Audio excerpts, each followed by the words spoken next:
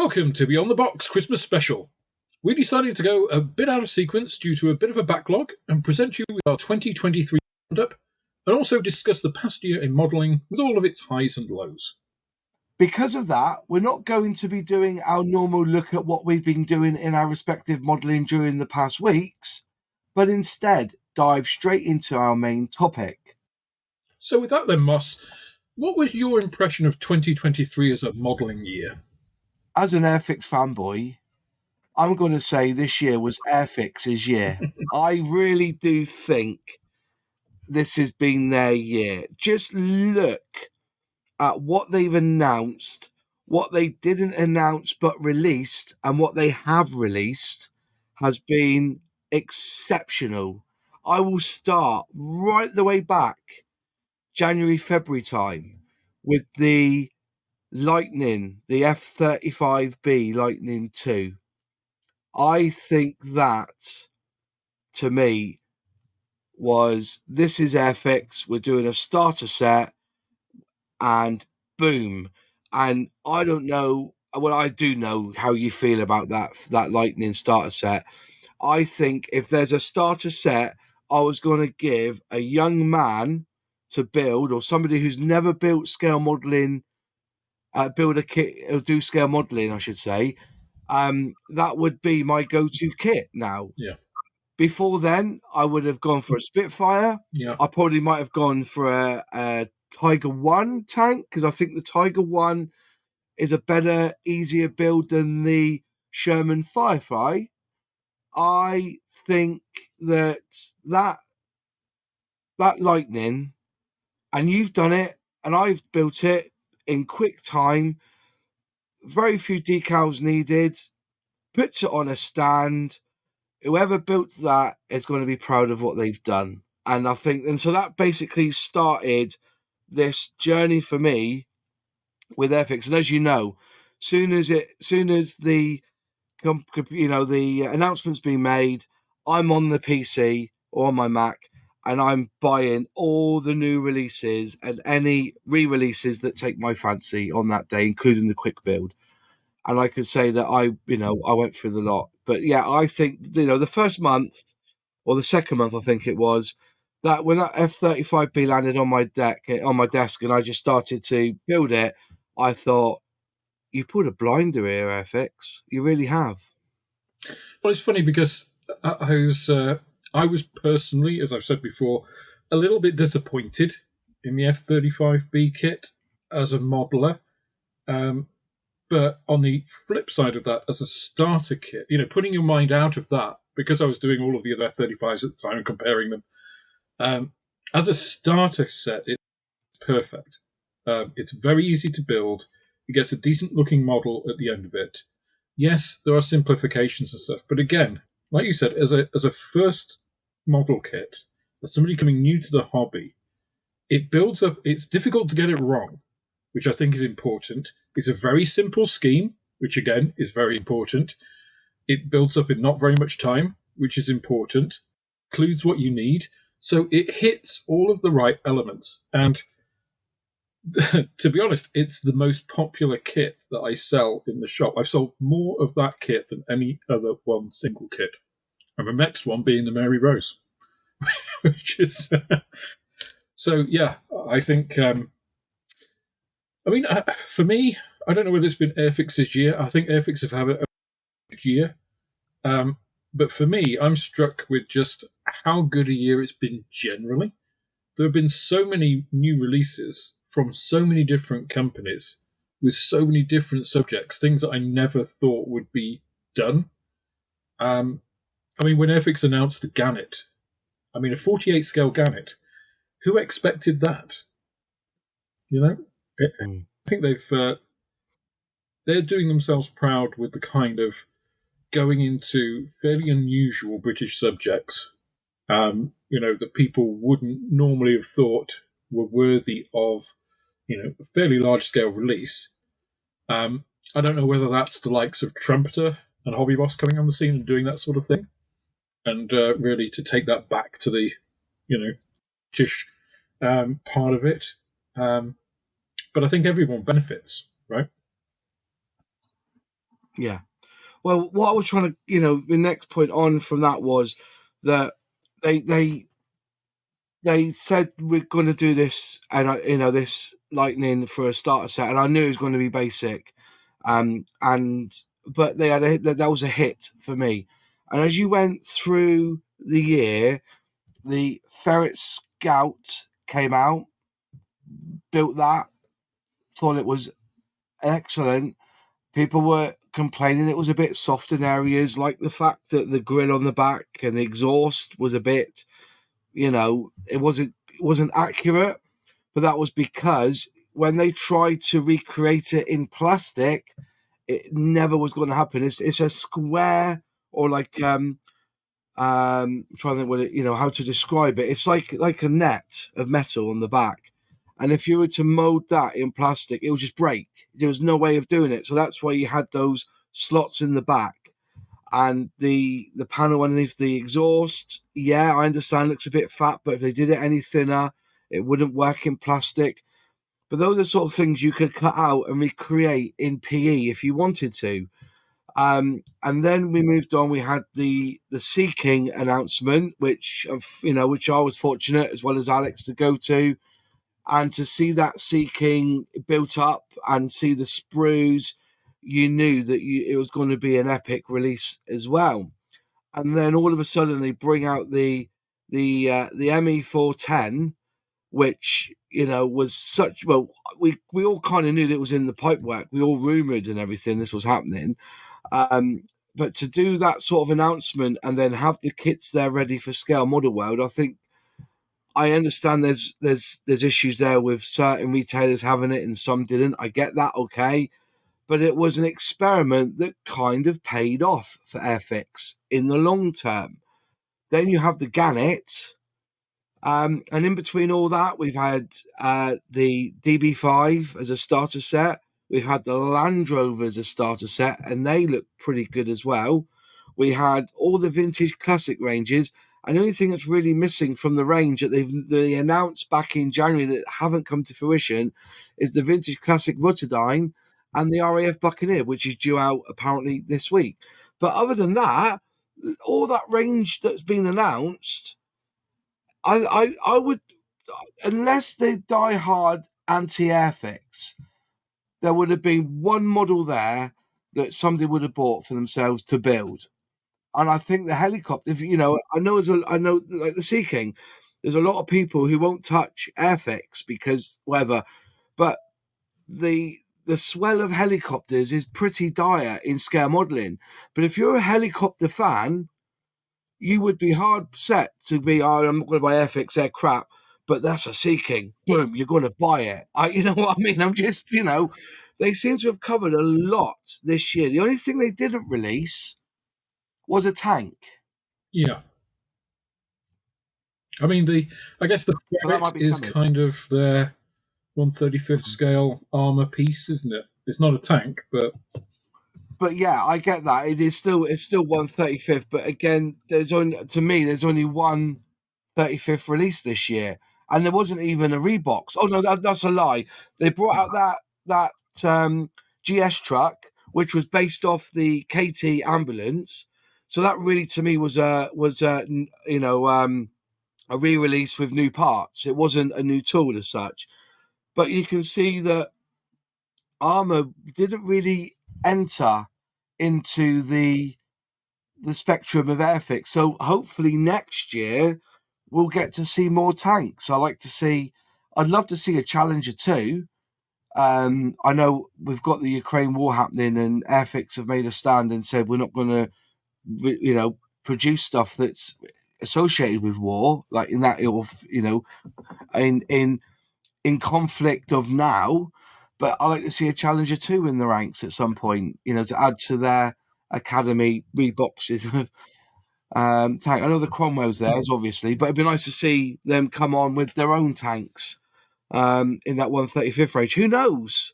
I will say one thing: unless they bring out a Beetle starter set, or you may laugh, or something else in that range, like an ME 109, sorry, a Messerschmitt 109, or a Fokker Wolf, like a Stuka or something, I don't think we'll see anything added to the starter set range this year. And I think they'll concentrate on, and in the next 5-year plan, on doing something else in like the 135th or the 148 range, if you see what I mean. Yeah.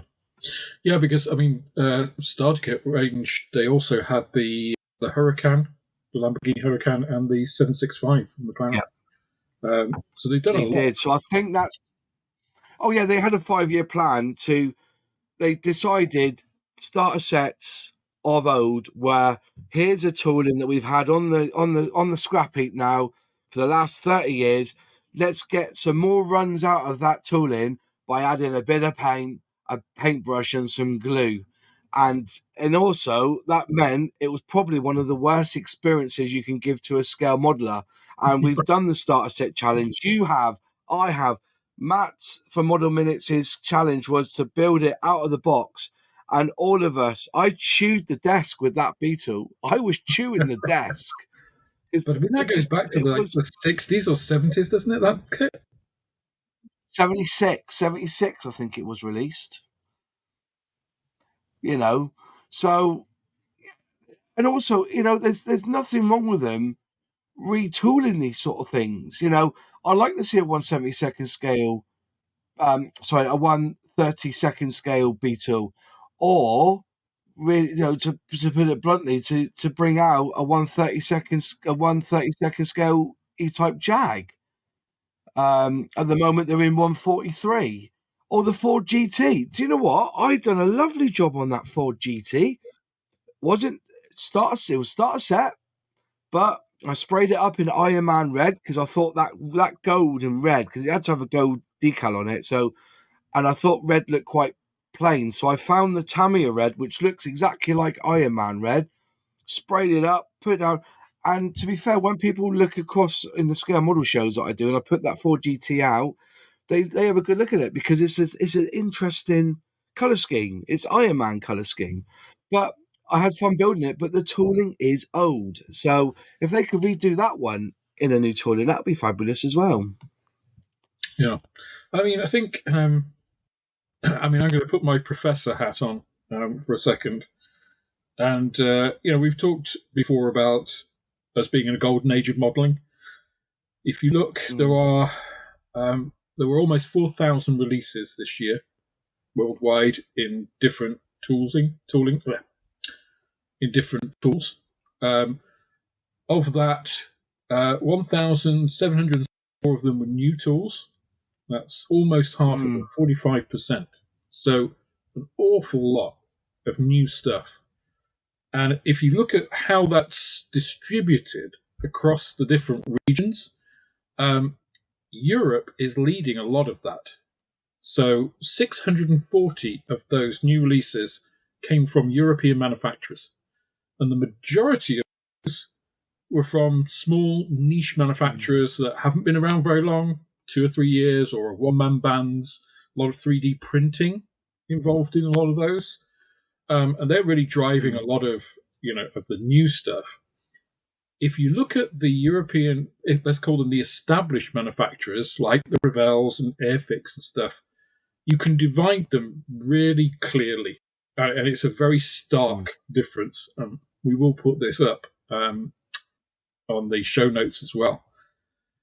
There are those that are innovating, and there are only really 3 companies that are doing that.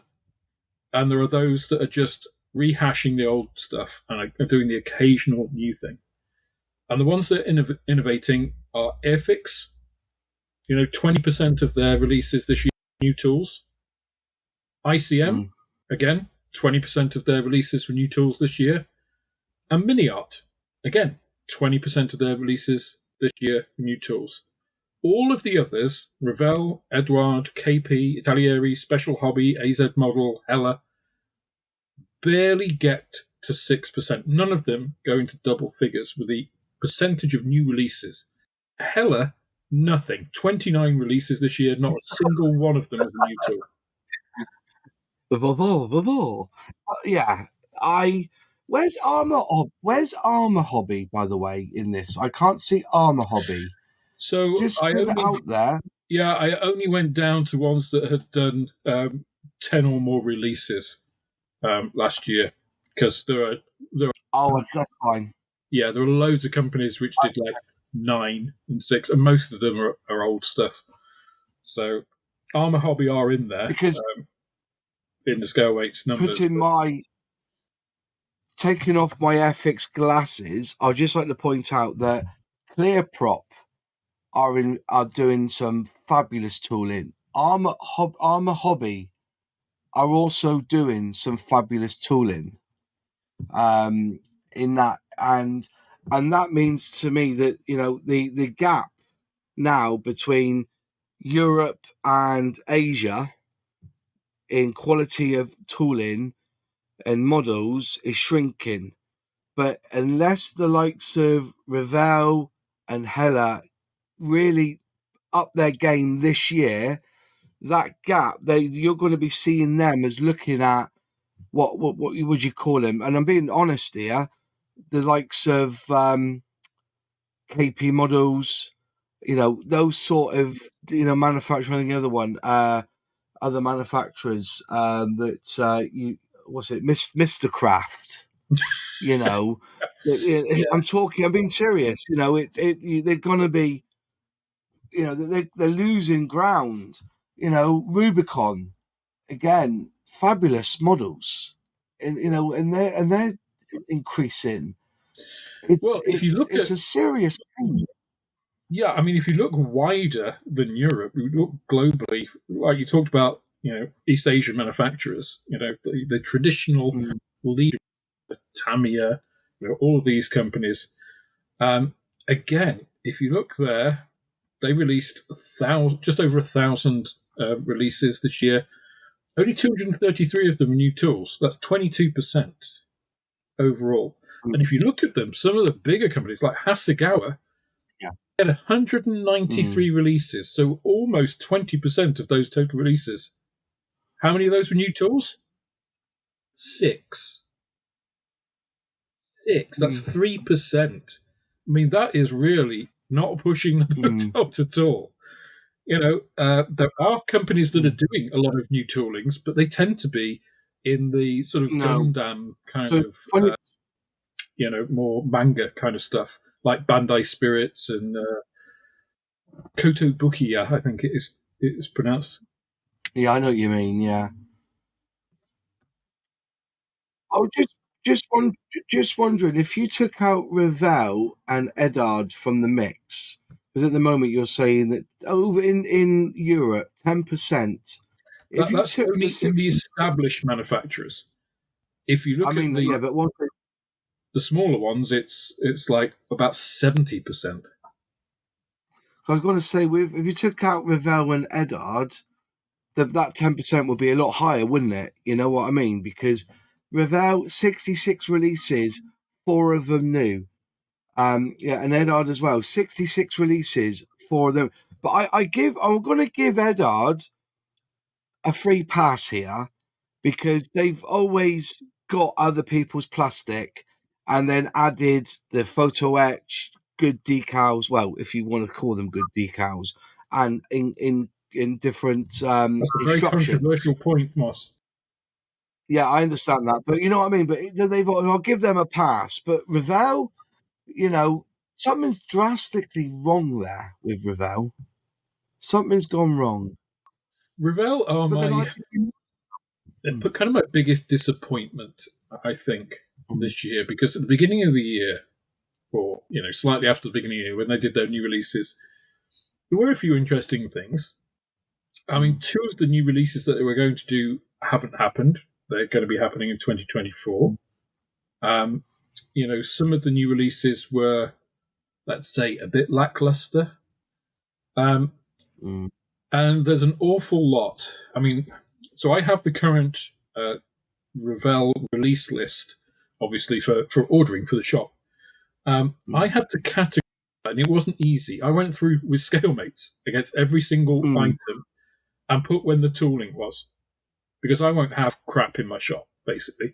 So there's an awful lot of that list that I won't look at. some of the toolings go back to not the 60s and 70s, the 50s. The 50s. Mm. 70 years ago. I Mm. mean, it's astonishing. And also, I think something like 10 or 15%, might even be as high as 20%, of their kits aren't their toolings. And they take all kinds of manufacturers' stuff, which isn't necessarily a bad thing, but they're not Mm. transparent about it. Their pricing is all over the place. It's weird because they're actually a very easy company to do business with as a retailer, so I can understand why they're so prevalent. And they got good terms. They're quite efficient, as you'd expect a German company to be. I really wish I could take the business part of Ravel and give that to Airfix, because that would kind of round out all of Airfix's weaknesses. And you'd have one super Mm. company and one that you just bin, basically. Mm. Yeah. It's disappointing, when you look at the figures, you look at it and you think 3,963 different kits have been released this year. It's an astronomical figure. 1,774 are new toolings. That's a hell of a lot of steel. But also in that respect, though, is it Bandai? I'm just looking down the list now for Bandai. 81, is that Bandai Spirits? Is that the same company, Bandai Spirits? Yeah, it's So they do kind of they've released fully 81 new tools this year. 81 new tools. And not one of them is on the shelf in the UK because I've not seen them. No, that I think is the other striking thing to me about. I mean, Hasegawa, 193 releases this year. I've not seen them. I think I've got No. like 4 different Hasegawa kits in the shop. They're not easy to get hold of. And yet, Hasegawa are a byword for quality back in the 80s and 90s. They don't seem to have moved on from that time, really. And I from think those it's because figures, their it looks box like they're art is on redoing the short. same old stuff. Fujimi, the But their same. box art is 162 releases, one new tool. One. one. But like I just said, it's Hasegawa, their box art looks terrible. That's the problem. But we're just going down through. Where's Academy in all this? See, About 24, 24 release. This 24 releases, and 5 of them are new tools. I don't think I've seen them in the shops. Doyusha, is it Doyusha? Doyusha, innit? Doyusha. Didn't release anything new this year. But you look through it, you don't.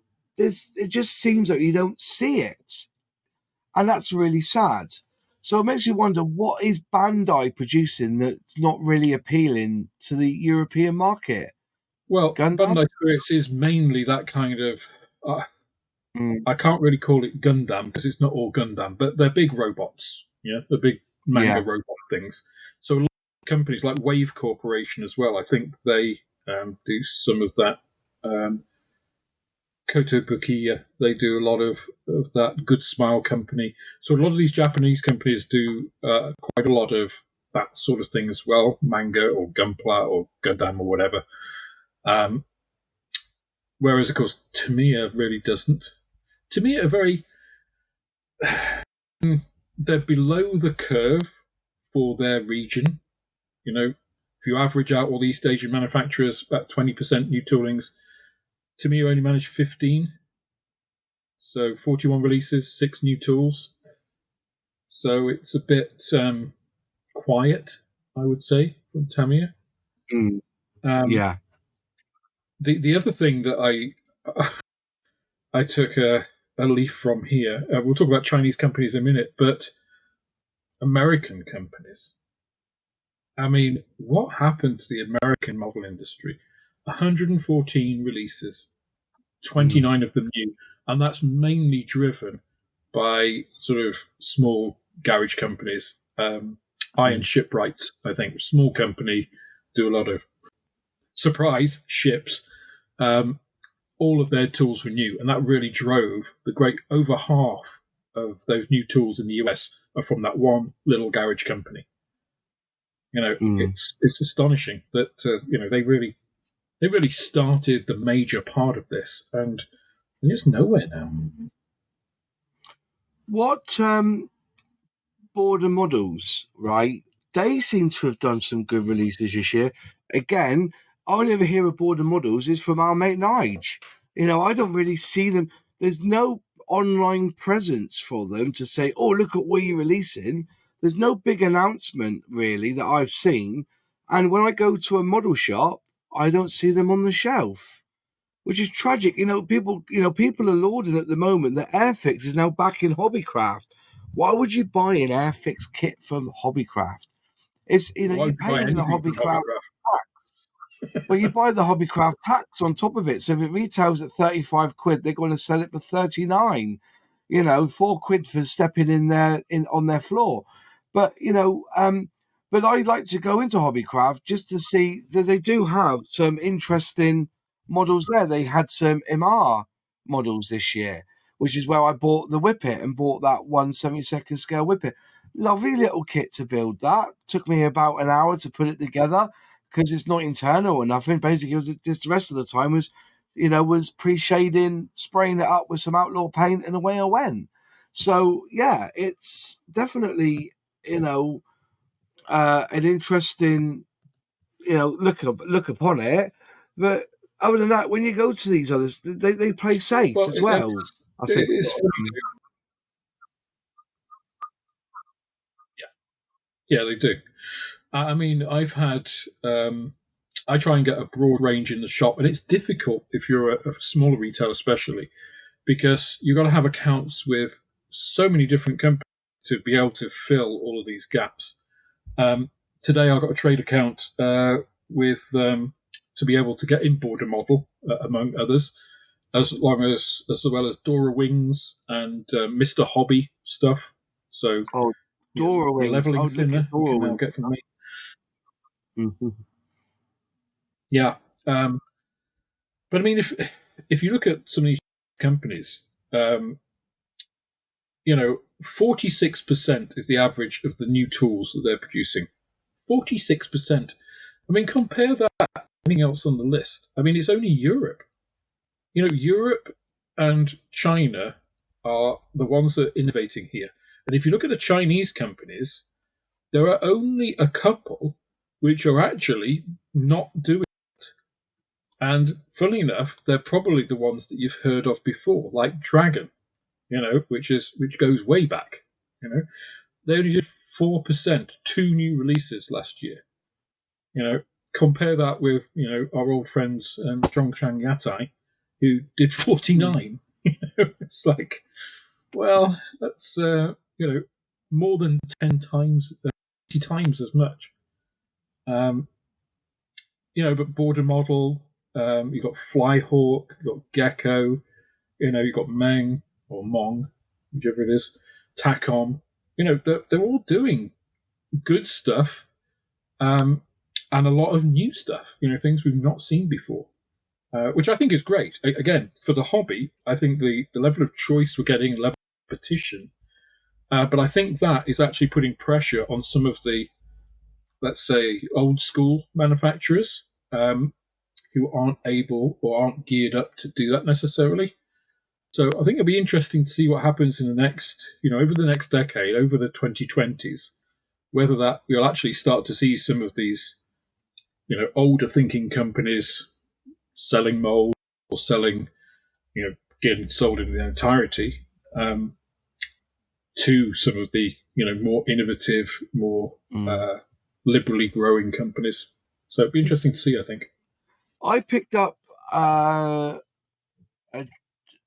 dragon kit, and I was so impressed with the plastic, the detail, and I looked at the box and it was 10-year-old. And I thought to myself, well, where have Dragon gone wrong? If they were producing quality like that 10 years ago, surely they would have been up there with Tamiya. And you don't see it. You know, It's not was it even 10 Dragon? years ago, though, Moss.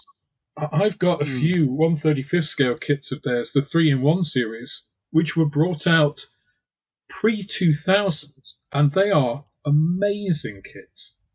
One of them, I have it. I think it's the Tiger 1, but it comes with a whole set of etched brass. It comes with about 3 crew, and they've got stuff like they've even got one of them's taken their jacket off, the reversible camo jackets, and laid it on. See, and you've got the camo jacket in like a slightly flexible plastic, so you can like glue it onto whatever table or the tank or whatever and conform it. It even has the soles of the boots as little photo etch. It's incredible. It's got a photo etch bucket. It's just amazing. And that was like 1999 or 1998. And it's like, bloody hell. I think they were one of the first companies using slide molds. And I don't know whether it's just their strategy that they just do things really slowly and only release a few kits each.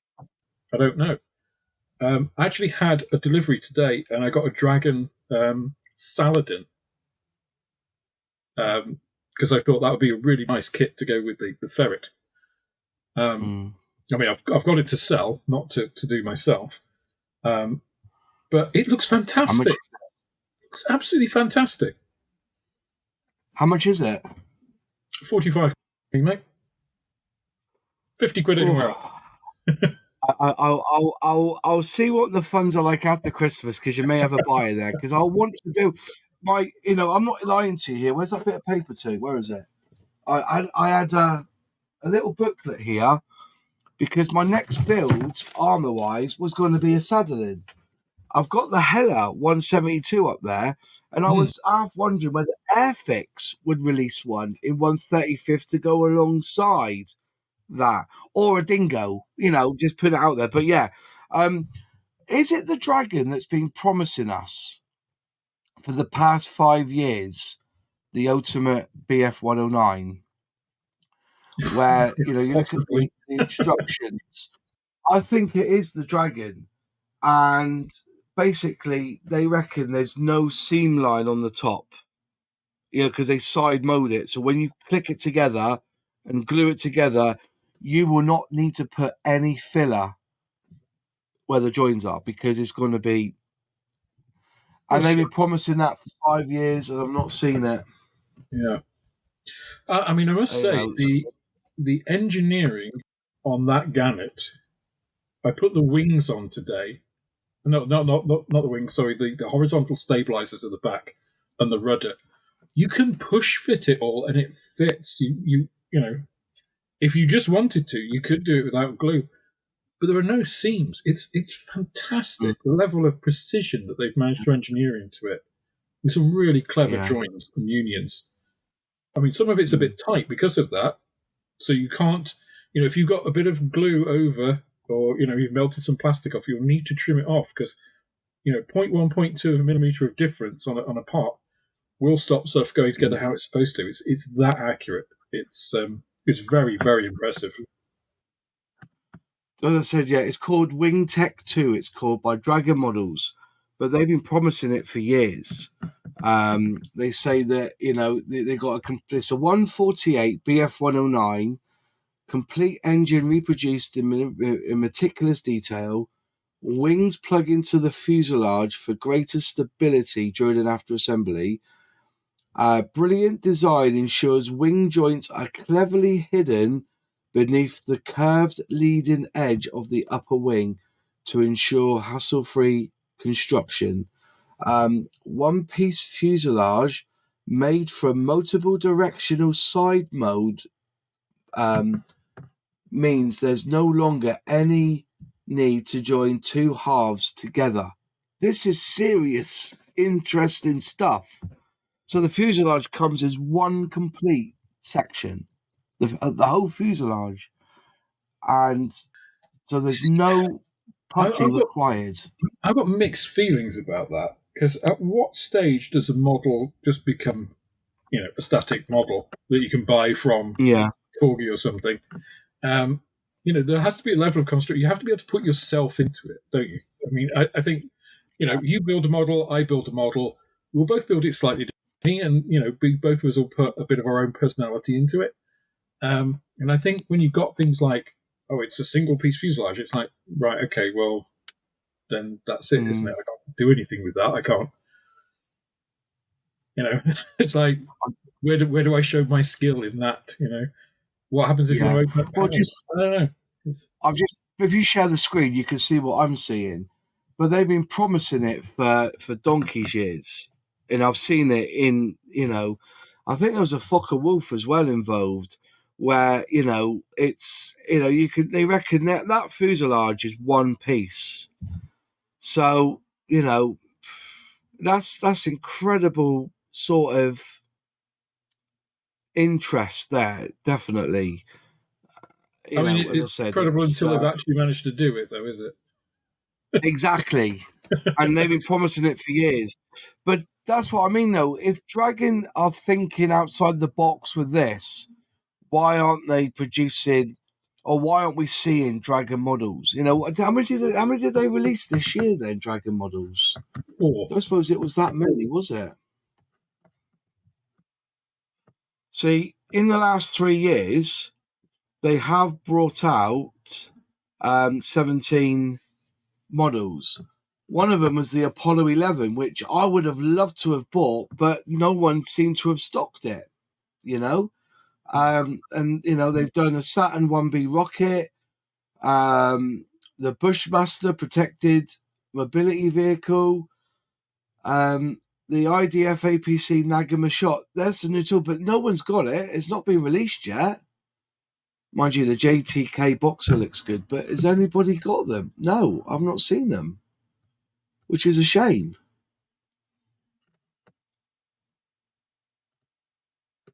Sorry, they released new kits this year. 4%. No, 17 in the last 3 years. 17 in the last 3 years. Yeah. So, is it just an off year for them? Is it? I mean, that's a big slowdown, right? Mm, That's like yeah. 7 releases for 2 years, and then one of two. Very sad. But that, we'll just have to buy them and see, won't we? And see what they're like. But they're not cheap, Dragon. That's the other problem with Dragon. They're not cheap. No, no, no. So I think, I mean, overall, I mean, I think for me, it has been Europe's year in Mm, making. I think for the big manufacturers, Airfix are the standout in that. Um, I think ICM. Well, let's call them Ukrainian manufacturers because ICM and MiniArt, have been on mm, the lips of many people, and they're doing yeah. really good stuff. This whole wealth of small companies. Do you remember that OKB Grigorov company that we talked about in one of the Oh, episodes, doing that all was those us. Yeah, weird tanks I in remember 70-second scale? that. Yeah, I mean, they did 14 new kits this year, 19 releases, 14 of them all new. I mean, you know, in terms of Mm, innovation and what's coming through, in terms of, let's call it the democratization of model making, I think Europe is leading the way there. Because I think most of the Chinese companies, which are the ones that are really growing, tend to be larger. They have mm, the a lot of Chinese companies are state funded or have some state relationship as well. So there's that side. And then East Asia, it seems to be mainly driven the the sort of Gundam gunpla market locally and at home. And it really mm, is only a few companies, Academy, companies like Pit Road and mm, Tamiya that are really seen much wider. When was the last time you mm. bought a Fujimi kit in the UK? Do you know what? I'll have to let you know. It was last year. No, it wasn't. I lie. It wasn't last year. It was the year before. But I went to a model shop in Reading. I went to a model shop in Reading, and they had an Ashimi car. And I had to buy it because I've not bought an Ashimi car for ages. I'll go get it. Shit, spruce. That one. I just had to buy it because I've never seen one before. What make is that? Ashimi. So Shimi, this one. Not Fujimi then. No, not Fujimi. That was last year. That was a little boat. I bought a boat and But was it a new kit or was it something that had been sitting around forever? it looked like it'd been sitting around forever, but it was this one here. That's what I thought. That's a Shima. But yeah, I've never I've never seen one before, so that's why I went and grabbed it. So, but yeah, I'm because people knock me for being an Airfix fanboy, and I buy Airfix, but you've got to remember that I'm not just an Airfix scale model fan. I'm an Airfix brand man. I like Airfix. If I was, showing people the other day that, things like this. I've had a bit of a clear out upstairs to put all my stuff in. I buy things like this because it's Airfix. It's crap, all right? It's just tat. I've got their Mad Marbles game up there. I've got most of the bits together for the Control Tower game. I buy everything, but I've started to go off the rails a little bit and buy another thing. So last week, I picked up IBG because All right, yeah. I haven't got IBG in my anything, but I picked this up. And it's a beautiful, delightful. It's the Chevrolet C60S with Holmes breakdown. You know what? That is. It looks like a delight. There's a very small part because it's 172, That's but it's 170. something you could pick up. 172nd scale. That is, That's and a I think huge I only box. paid. Yeah, well, but this isn't just any There's a old lot of box. empty space in there, Moss. I know that, but they're solid. Yeah. That's what we need in boxes. This bit here, if they did that down this end here and that in there, it'd be solid. But yeah, so that's what I just. And there's some very small parts in it, but You know we're what? making too much That noise here. it's one thing that annoys me about Airfix is some of their boxes are really good and some of Mm, them are really not. I picked up a Sea yeah, Fury from the shelf today. It's in a terribly flimsy box. It's just like you get it and it's yeah, just like moving and it's like single ply, like really quite thin card. And yeah, other mm, ones like the Buccaneer, it's like you could drop a brick on it. It's yeah. just weird. I just want. I think actually ICM probably are my top packaging manufacturer because they do that glossy top, the top opener, and then it's this really Mm, sturdy flip top box underneath. And I really like that because you can put the box art somewhere, keep it safe, and you just got your box that you can open, do bits on, and then you can close it up afterwards. I think that's kind of the gold standard for me. yeah. Anyway, I am looking outside. I'm embracing, and I do. People take the piss, but I do embrace other model kits. It just so happens that I get excited about Airfix. That's why I build Airfix. And oh, I'm a horny hobbyist. I love horny, horny, I should say. I've joke, but yeah, I will. And I'm doing that Poca Lamborghini 1:8 scale mixture of plastic and die casting and blood, sweat, and tears building the thing. I've got a bruise on my hand. And it's from building a model. I assure you, it's from building the model with screwing all those little screws in. But it's something outside my comfort zone, and that's good. That is Yeah. good to have inside. Even so much, I'm that sick and tired of screwing these screws in. I've even bought myself a Tamiya electric hand drill to build, so that it helps put the screws in without bruising my hand. Oh dear, dear. Yes. So let's move on from manufacturers, Moss. What about model shows? What did you think of 2023 in terms of model shows? Do you go to many? I've been to so many this. I've been to so many this year. Look, I've been to the Tank Museum Southwest Model Show, which is again happening in February. I'll be there with my model club. Um, I enjoyed the Western Supermares model show at the Helicopter Museum. Must go to that one, mate. That's a really good one. I think James from Everyday Models went to that one as well, which was good to see. I went to the West Midlands Police Modelling Club. I can't think what it's called now. Sorry, it's got it from my head. Delightful little model show. It's not big, there are 4 or 5 traders there, but lots of really good models on display. So I think scale modeling, because after COVID, we all kind of feared going back to them, didn't we? Yeah, And all of a sudden, bang, we were there back, doing the model shows again.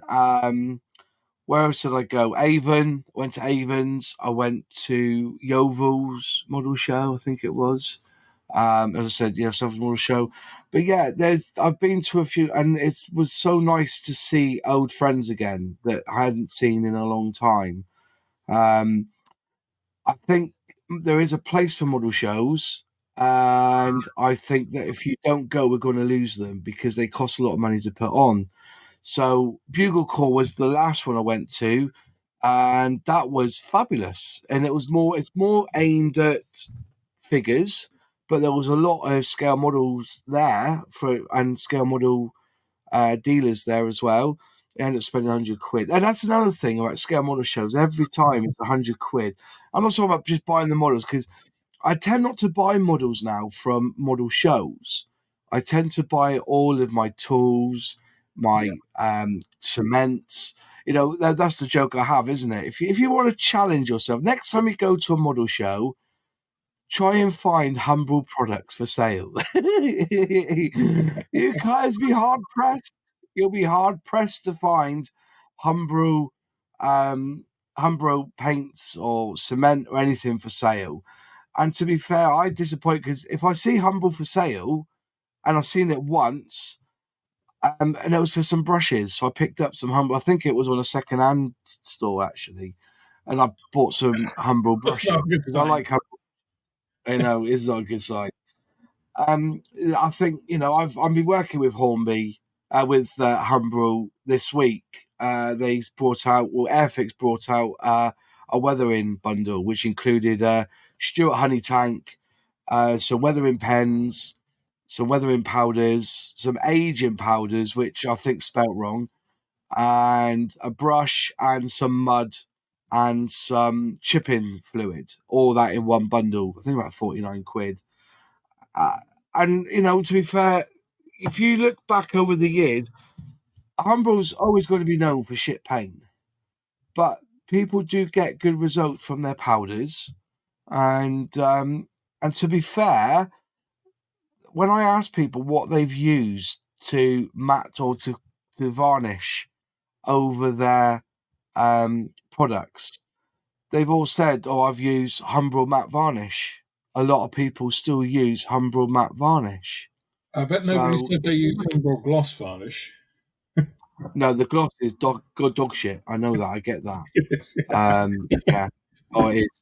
It's frightening how bad it is. It is. Frightening. Yeah, it's So shocking.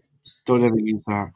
Yeah, The one other thing about scale model shows is it's been a delight at scale model shows to see manufacturers come. Airfix went to a few, went to Avon, went to Yeovil. They were there at Yeovil, weren't they? I think. And mm, also at no, the not you. scale model.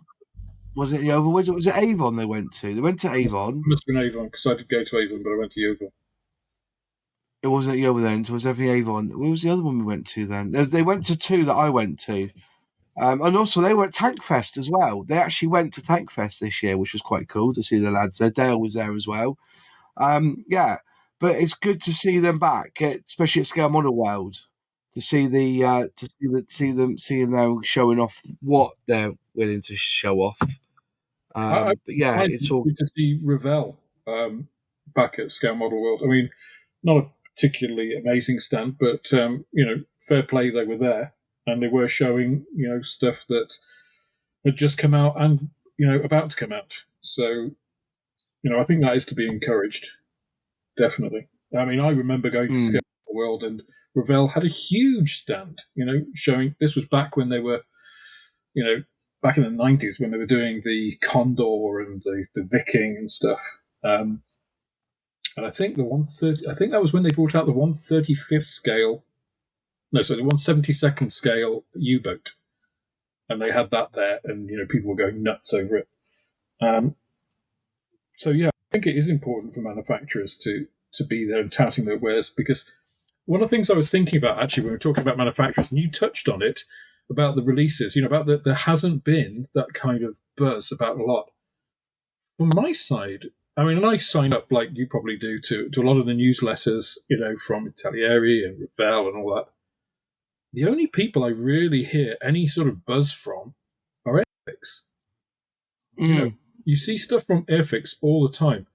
You just don't see that from a lot of the other things. Things get released, and it's like they just happen. They're just like passed out into the world, and you might get, an email maybe, and it's just like, well, do you want to sell this or not? It's like, make you at least if you sound excited about it, then we might. But I know some people find some of the Airfix stuff annoying, like the shorts and stuff. It's like, oh, fine, don't watch that then. It's obviously not for you. You don't have to take it. But I think the way that Airfix have managed their media, their press releases, their social stuff, is top of the game. I don't think there's a company out there at the moment in modelling circles doing better than them in that. And I think supporting shows to be part of that. That's one of the things that Airfix invested in, was to have a social media guy, or girl, I should say, or person, even better. They've got two girls doing it now, Brooke and Amanda. I think that my shorts and my little snippets do Airfix world of wonders, or my funny little ones that I do, the ones that they wouldn't get away with. If Airfix did them, they wouldn't get away with it. My seeking one apparently is brilliant. The way, I say, I don't know if you've seen it. It's basically, I film the model and I say, if your wife is angry, buy yourself an Airfix model kit. Yeah, She will just don't still be be angry. angry, but you'll have a fantastic model to build. And at the end, keeping men out of their way since 1952, whatever it was when they started making them. But yeah, it's But again, I do it. they have engaged us, haven't they, as a as a YouTube community, in a way Yeah. that other manufacturers haven't. I saw But Revell then was starting a WhatsApp group, which I just thought, I've got it.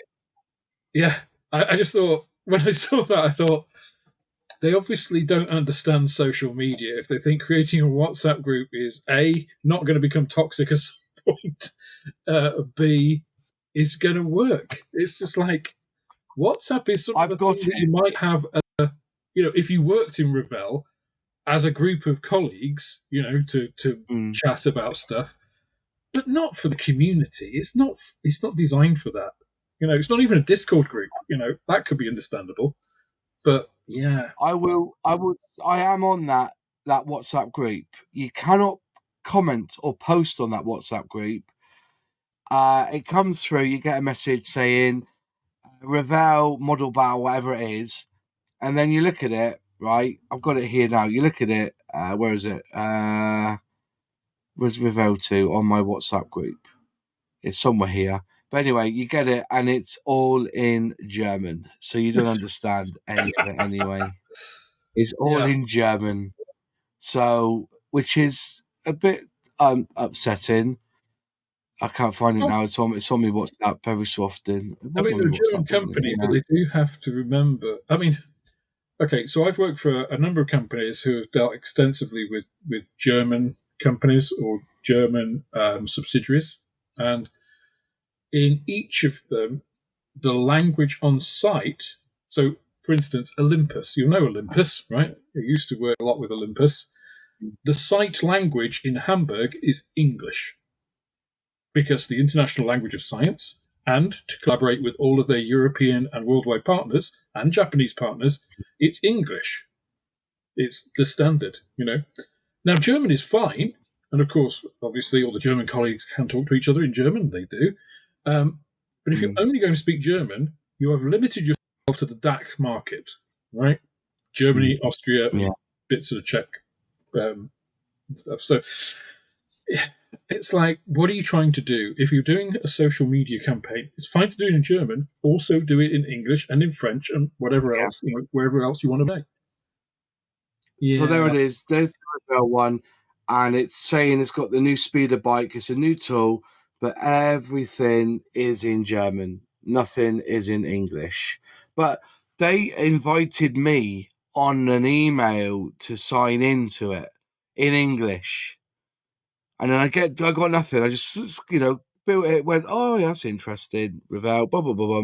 It's called Channels. They've got this thing called Channels on WhatsApp, and so it came up on my feed, and then I didn't hear nothing, and then all of a sudden it came through, and every single post has been in German. I just think in So general, model companies are still in the 1990s with regards to social media. You know, I mean, like they'll have a mm, Facebook page. It's like, come on, guys, Facebook is mm, not the place. You know, especially if you're trying to engage a new audience, a younger audience, it's not Facebook, guys. I just don't think they mm, understand. You know, yeah, I think Airfix is the only one that actually understands it and is doing something about it. Really, yeah. It's been good. As I said, I started off with Airfix, but also just to let you know that there are other manufacturers that are doing really, really well this year. Have done really well this year. Mini Art, ICM, saying those. There's those that have disappointed, but then we kind of get disappointed with these companies now anyway. And we used to get disappointed with Airfix, Yeah, I'm just waiting for another Scylla moment. Surprise, surprise! Airfix are going to re-release the Spitfire again this year, and they will. They are. They'll probably do too. I reckon, as we were discussing the other night, and I agree with you, there's enough parts there to in the 124 scale to bring out a Mark V version of that Spitfire. yeah. And I think has it been a year or 2 years? I think they'll announce it in a while in January, but we won't see it till To the end like of the year. November time of Yeah, next year for a Mark V Spitfire, 124th. I don't think we'll see a 124 from them this year as a new tooling. I'll be very surprised because if you look at the years that they've brought out 24th scales, it's every 3 to 4 years. So I think I was trying to work out the one that they did before the Spitfire must have been was the Hellcat, and the one before that would have been the Mosquito. Am I right in saying that for they did the 124th? Typhoon. Or the Typhoon at 124th? Yeah, When was the Mosquito then? Because the Mozzie's due, wasn't it? Airfix. And then we want kits, and then we want 124th, don't we? 124th, and then we want to see new tooling, don't we? Come on, down you go. Come on. Why don't they put new tooling and the dates at the top of this? You know what I mean? oh, Um, Scalemates is a fantastic site, but it's organised shockingly. yeah, the Mosquito was 2010. Okay, the Mosquito was. That must be due a release because I've not seen that released in a while. Um, But why has it got? you see, I'm not sure what they're doing with like those kits because we had this discussion, didn't we, with Dale, and we've had discussion between us several times about like the TSR2, like the Lightning. in 48 scale. Yeah. That mosquito. They all fall in that grey area between the awful Heller years, let's call them, and the current Hornby years. They fall in that bit Yeah. because they were doing good stuff, but Mm. not quite up to current standard, but not like the old Airfix. So it's this sort of Yeah. grey zone. So it can't be Oh, vintage yeah. classic, but not worthy of a red So, box. yeah. I was just saying, just looking at this, it is every 5 years roughly. So, Yeah. so we had the Spitfire this year. Before that, we had the Hellcat, which was 2019. Before then, was in 2014 was the Hawker Typhoon. In 2010 was the Mosquito, and that's basically it. You had the Spitfire Mark One in 1970. It's Do not every you three know the years. J? It'll be every 5 years if you look at it on averages. But then before that, like the Hurricane was 1973 and the What if Hawker it was was 20? 1974. I'm going to be the professor here, boss. If you've got 4 releases in 13 years, that's not every 5 years. No, so I'm just looking at aircraft. I just wish they were in order. See, the BF 109 was 1973, the Stuka was 75, the Harrier was 74, and the Hurricane was 73. So every year they did one. And then they had none in the 80s.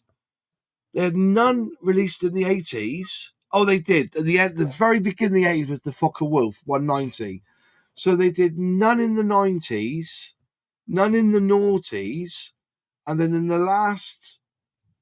So since that one from the Mosquito was 2010, 2010, 2014, 2019, and then 2023. So yeah, 4 or 5 years. 22. So there won't be a 120. I don't think there'll be a 124th this year. I don't think there will be. There'll be a re-release of one. The Mosquito must be due out soon. They really must do that Mosquito. When was the last time it was released? 2015. So it's Yeah. that 8 year cycle. So so in 2023 they may bring out the Mosquito, but that needs some work doing to it anyway. It's not the best kit in the world to build, is it?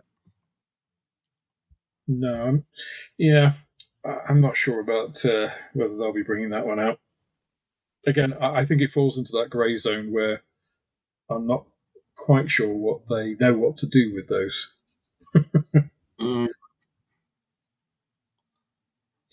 So, what other things have caught your eye about 2020 Moss through the year? I'm meeting you. Here's a question. Well, of course, here's a question for you. What about the channel? What do you feel? How do you feel about your channel in 2023?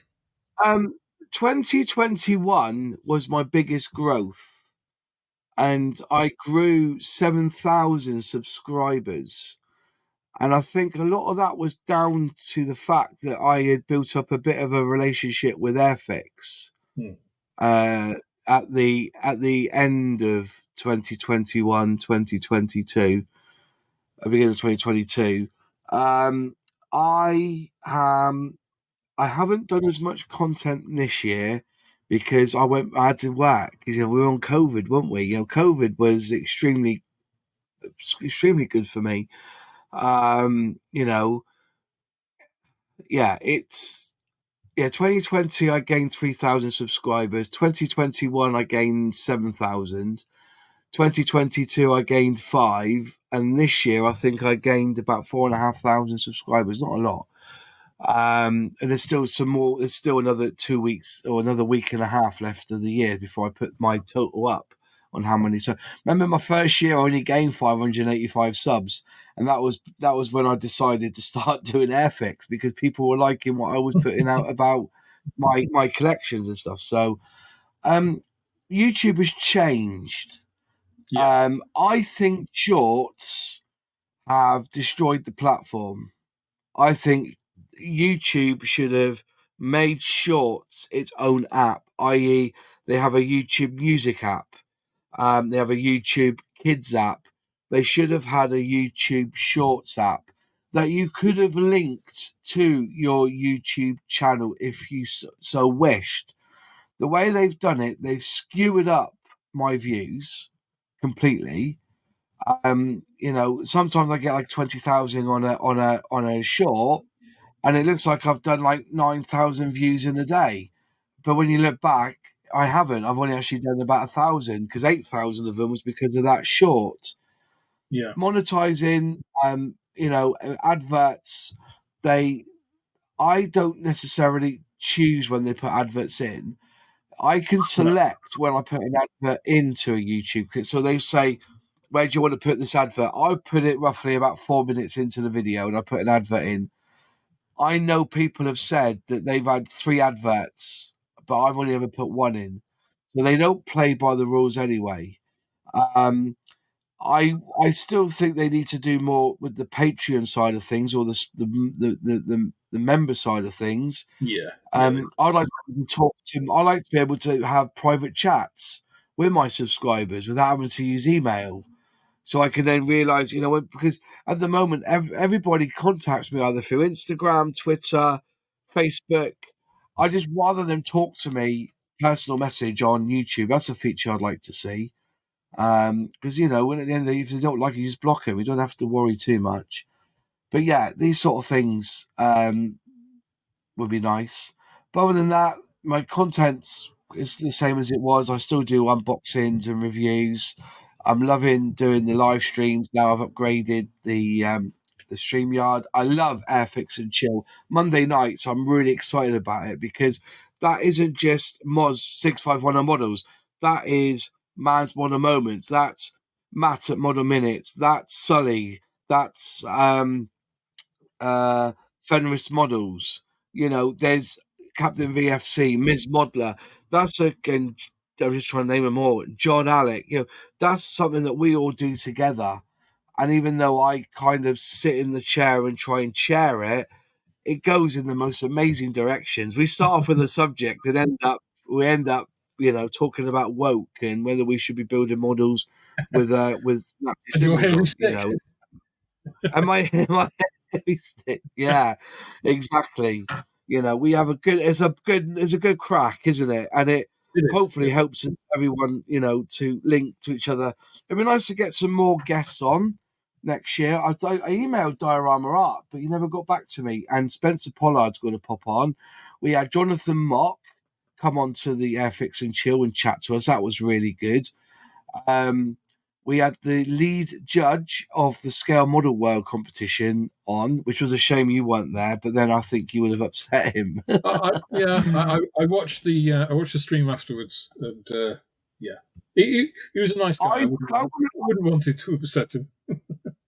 but on the other side of it, I took it differently. There was a man who does it for free every year, who set what he feels how a judging competition, and it isn't, to me, it isn't IPMS. It's his idea. You look at the model for what it is as a piece of art.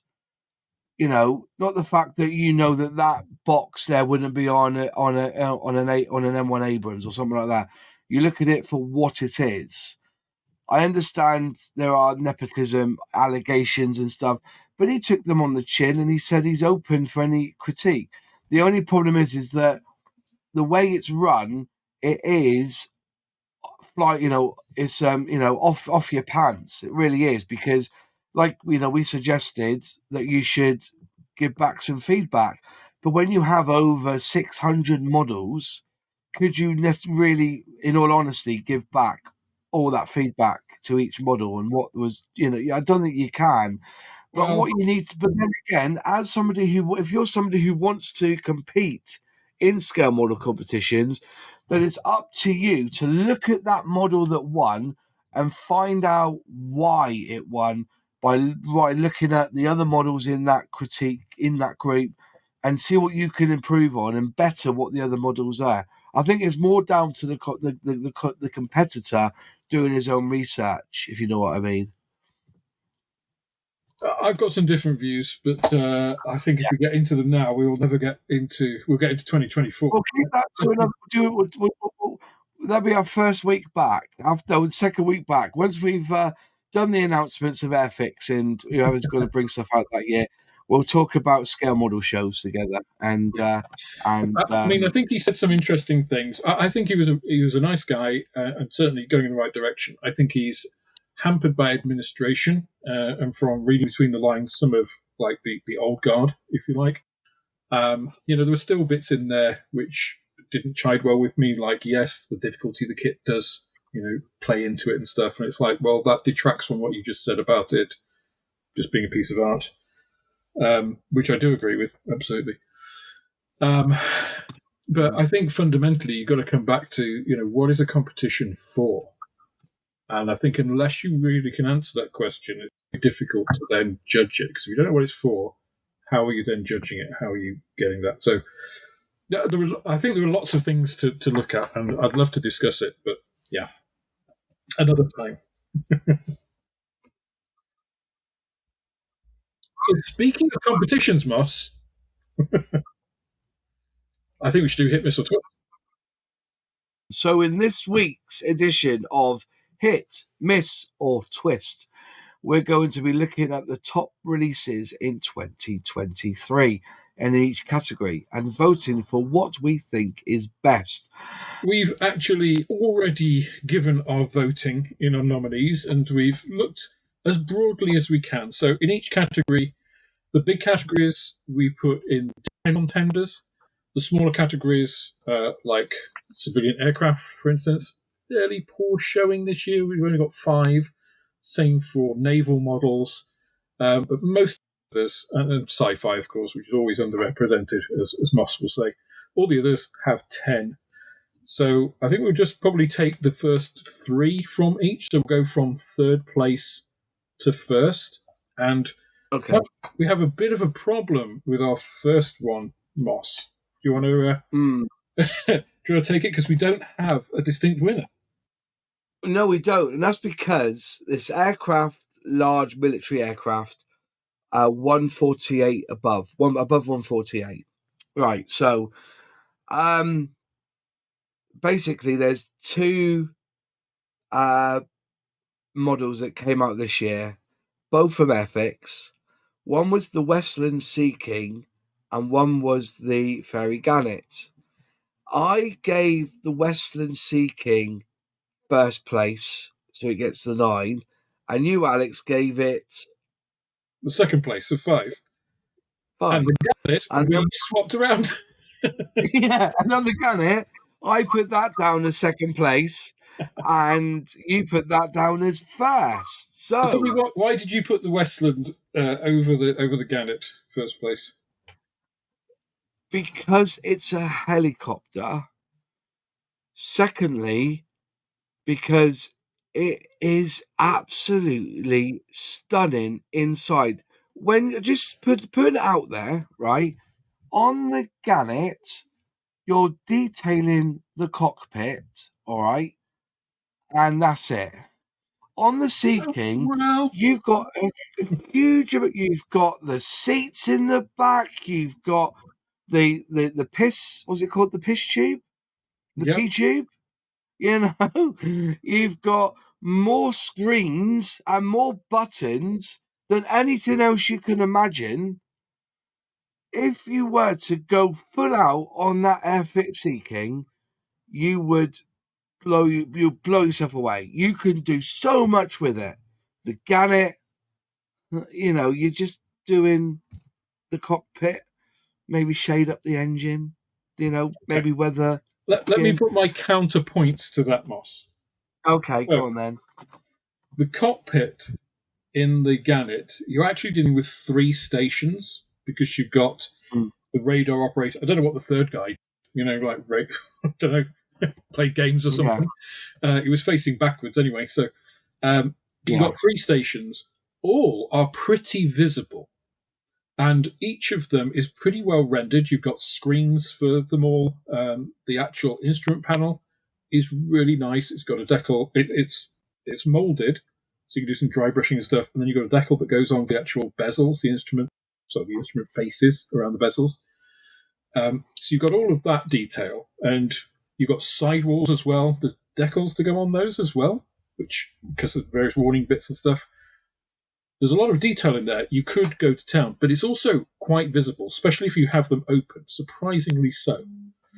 You've also got the wing folds, if you choose to do the wings folded, and I think if you don't do at least one folded, you're missing out. Each of those wing folds is beautifully, beautifully detailed.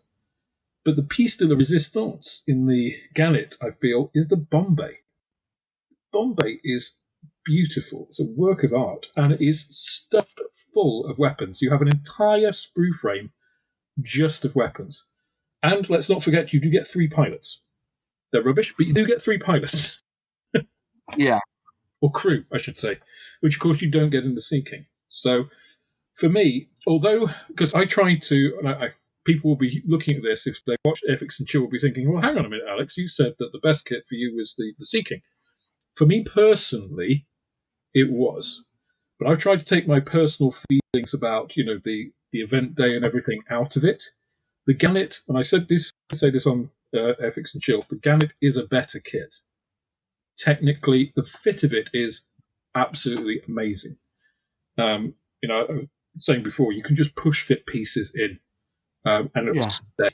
The Sea King's good, I mean, really good, but I think the Gannet pips it as a kit. Because they're the same price, I mean, it really is a whisker. It's a photo finish between them, definitely. But that's why the Gannet just pipped it for me. That's fine. You can have your opinion and stick it. No, I'm joking. But no, I get that. As I say, I just think the Gannet isn't a helicopter, so it automatically should win. Yeah, I know helicopter is so underrepresented in the scale model community. It's something a little bit different. Something a little bit.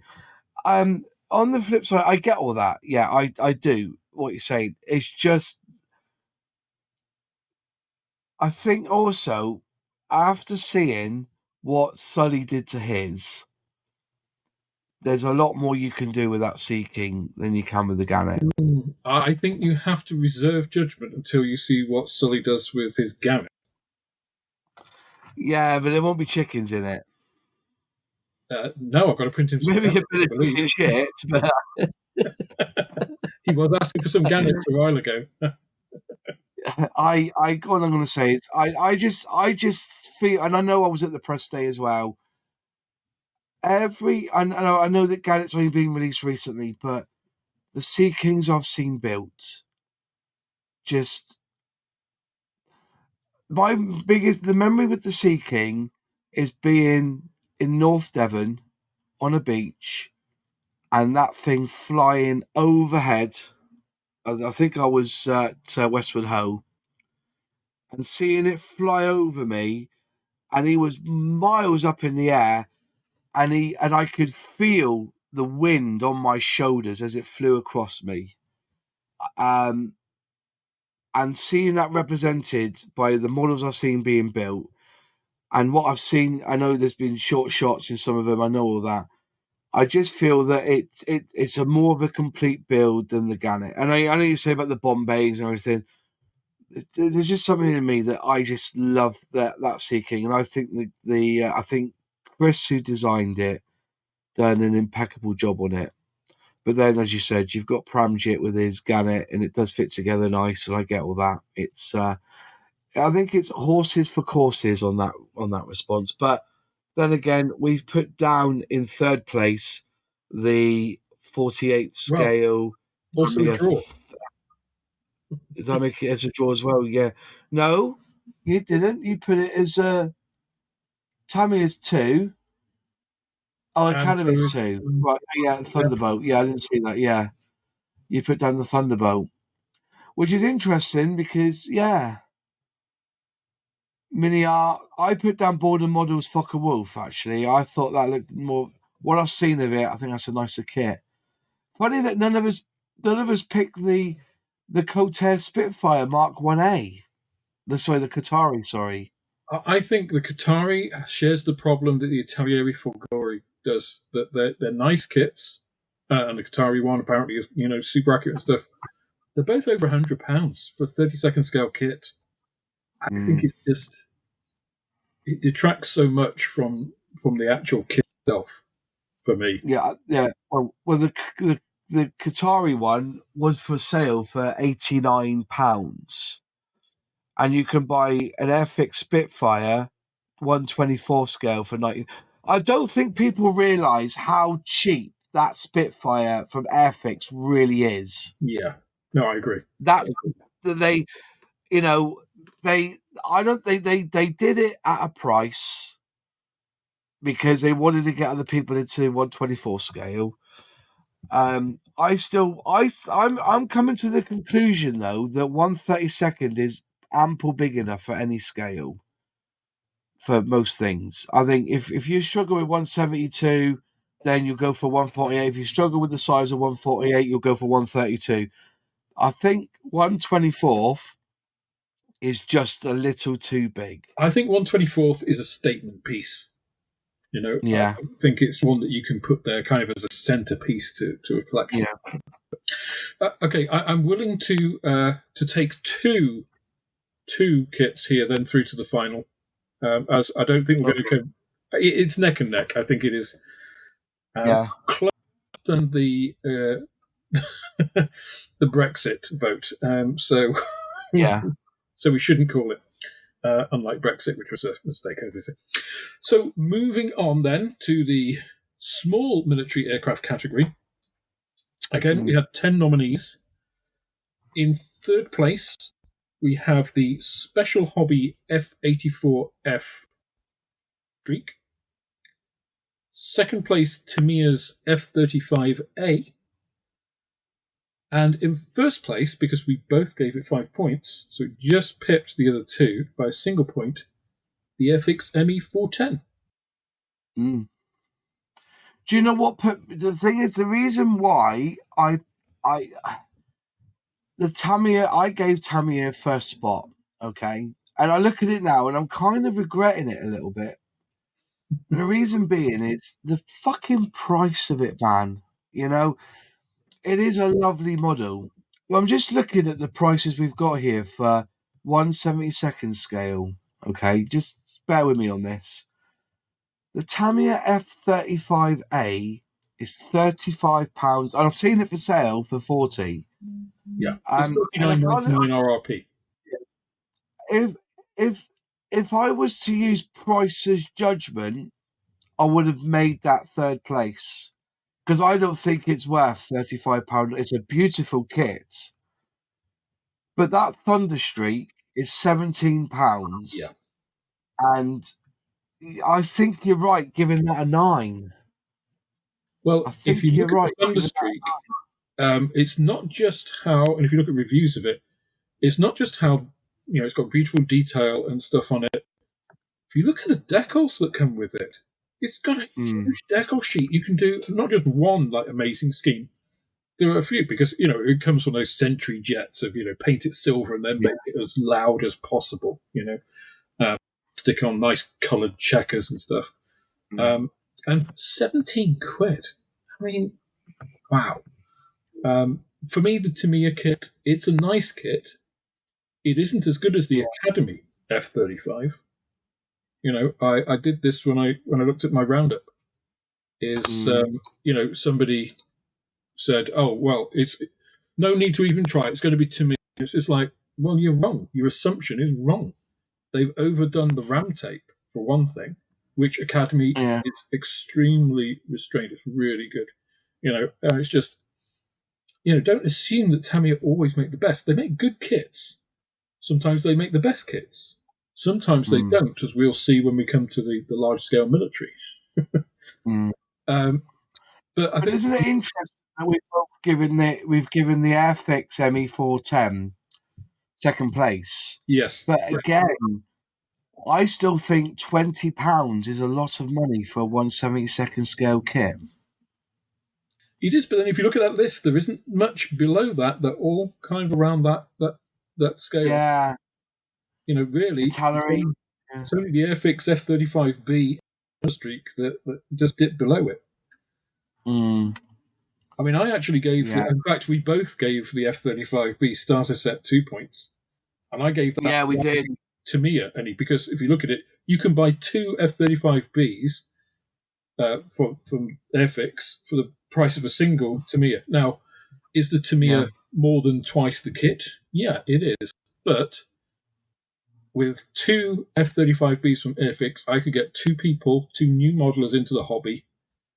With Tamiya, it's just going to be one person's F-35. And to me, the fact that they're starter sets and they've got everything in there really made that a fantastic release. So that's why I gave the F-35B from Airfix 2 points, and I didn't give any to Tamiya because I think Tamiya, again, good, but just didn't hit the right spot for me. Whereas I think the 410 is a beautiful kit. You know, it is everything, because I had to put again my own personal feelings about the way it was released, aside from the kit, because it's not the kit's fault, right? But the designer's fault. And the kit is immaculate. The 410, I love the 410 as an aircraft. Have done. If this had come out a year before, or even 6 months before, without any of the association that I have as a retailer, I would have thought it was just. I would have given it 9 points for sure. Yeah. I was trying to work out what the paint and the brush and the cement add to the cost. If they just release that F-35B, I don't know. I think it's more than that. But for instance, you can buy the Airfix Tiger 1 without the paints and everything for £8.99. But when it comes with paints, it's £11.99. So in theory, that F-35B, if you take out the extras, I reckon that's probably going to be about £13-14. I can tell you that's not the case, Moss, because some of the kits I get from Airfix starter set and other kit are exactly the same price. Both 18 quid for both RRP for Airfix and trade price.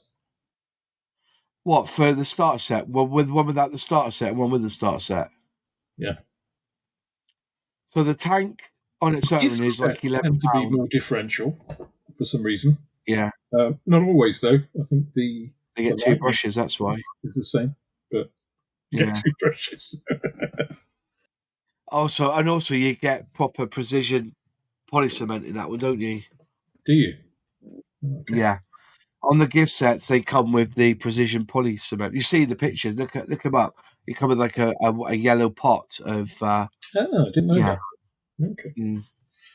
So we have a clear winner for the small scale to go through to the final, which is at the moment an all Airfix final roundup. I promise you, we do have other kit manufacturers represented. This is the way it's gone so far. Moss, do you want to take us away to the civilian aircraft lineup? Civilian, yeah. We got some interesting ones here. We only had 4 in the civilian one. And I'm gonna lie here. I only actually was able to research 2 of them so I can see inside them. One was SBS models, the Miles Whitney Straight. It's a lot of money for 1/72 scale, but it's £40.21. But it just looks stunning. So I gave that just because it's got that Spitfire. It's like if Spitfire had made love to a Hurricane, it would make a Whitney Straight. Do you know what I mean? Look, have you seen it? If it made love, if they were combined, that's what it looks like to me. And actually, and a Mitsubishi Zero as well, because the way you got the teardrops on the gearing, haven't you? Yeah. So yeah, but it's £40. But And it's a resin model. And it's a resin model, but it does look lovely. I would like to, if I was going to build a resin kit, I would like to have a go at that. I think I would like to have a go at that. But I gave that one a 9 because I thought it just, I've never seen a Whitney Straight I'd love to see Airfix build one as well, Model 1. But anyway, I gave that one a 9 because I just thought it looked lovely. You gave Sorry, this one. the AMP Supermarine S.6B the 9 on that one, didn't you? Yeah, and that was principally because it's a 48. Well, firstly, it's the Supermarine S6B, which is a Yeah. beautiful aircraft. It's 5313, but it's a 48 scale. Again, it is a resin kit. No, it's And, not. and generally try to shy. Is it not? No, it's not. It's not a resin kit. Sorry. The AMP Supermarine S.6 isn't a resin kit. Let me go on the link a minute. No, I this is swear the it's not. It's not yeah. a No, resin sorry, kit. I swear. this is the injection. Yeah. I want to get the link up a minute. Hang on. No, it comes with resin, but it's not a resin kit. It comes with resin. It Yeah. comes with photo etch, and but the main piece is injection molded. You're quite correct. What's resin in it then? There's no resin in it. Pieces 1 and 2 and 3 there, aren't they resin? No, that's wood. Wood. Oh my god. Wood. Okay, you get wood and etched brass. Okay, well, it's multimedia, but a different type of multimedia. What would the wood be used for then? I have no idea. Maybe it actually floats. I can't. I wonder what the wood's for then. Look at the wood on it. I just look at the pictures now. That's not that. That's a stand to put the floats on. Okay, that makes That's sense. where the floats go. That's the you sit. That's quite a nice little touch, actually, isn't it? Yes. But it is. I mean, it's a fairly big model because it has the float and everything, so it makes it a bit more chunky as well. So I just love the look of that. I think it would be. I think it'd be a challenging build, but I think it would be quite rewarding. It's quite different. It is very iconic. So that's why I chose that. But I did like the Miles Whitney straight, so I did give that 2 points as well. So it does pip out at the end, the S6B. I'll tell you what. If they struggle to sell that kit, what they need to do is sell the floats as an upgrade for the Spitfire. Make it a float plane. Yes. It is. They are the same floats. They look the same float, so you see the Spitfire as a float plane. Anyway, See, I thought it was quite a nice one. The Spitfire float plane didn't have the same elegance. The float, the way they attached them and stuff was a bit Heath Robinson. Yeah, it was a bit well. Yeah, it was just both together, wasn't it? I also just got to say with the mirror, the micromere, The I Junkers gave that. Yeah. That's lovely. It is, isn't it? But it's expensive. It is. But if you look at these, all the civilian aircraft were expensive. I mean, actually, the one that came in the last place is the least expensive, which is the 144 scale AN-26. It's just not a very interesting aircraft, is it? Especially 1144 scale. I'm trying to work out what that flat bit is in the sprues. You've got the wings at the top of it, and you've got this flat bit. Was it like... Oh, maybe that's the floor, and then the wings attached to that then, do they? Just trying to work it out now. Yeah, it must be. The wings must attach to that flat bit. No, they can't. The wings would be too small then, wouldn't they? Oh, no, yeah, it must be the wings attached to that then. Yeah, that must be the floor of the plane, and then the wings attached left and right to that, I guess. How much is that kit, though? Fucking hell. £65. That's a lot of money, isn't it? Is it micromere, isn't it, you say it? Or micromere? £65 for that. 65. I've got it. I managed Yeah. to find it 34, 30 something. Where was that to? I mean, yeah, Super Hobby, it's expensive. I did the Super Hobby one because it got all the pictures of. Oh, I see. Okay, fair enough. I might have a crack at that, you know. Mind you, I don't like to look at the to do that panel, to do that yellow on those, to do the yellow with the green on the fin there at the back on the rudder. Whoa, that's going to take some, isn't it? You'd have to put the decal on first, wouldn't you? You'd have to, because that, yeah. Yeah. They've got a picture of the decals on here. But you wouldn't Oh have to no, do that with the miles, weren't they straight? So yeah. that's why it went. Ella, as hell of a kit that. But yeah, as I said, Joe, it's and that's what we get. When you Our first the non-airfix entrant to the final. yeah. However, moving on to large military vehicles, we have a slightly different situation. We have, in third place, ICM with the Kozak 2 MRAP vehicle. In second place, Das Werk with the Kanonen Jagdpanzer, the sort of 1950s tank destroyer, 50s, 1960s Cold War thing, which leaves us with both of us gave this 9 points. I think actually this is the highest scoring kit out of the competition where we both agreed on first place. It's the Airfix Ferret. Yeah.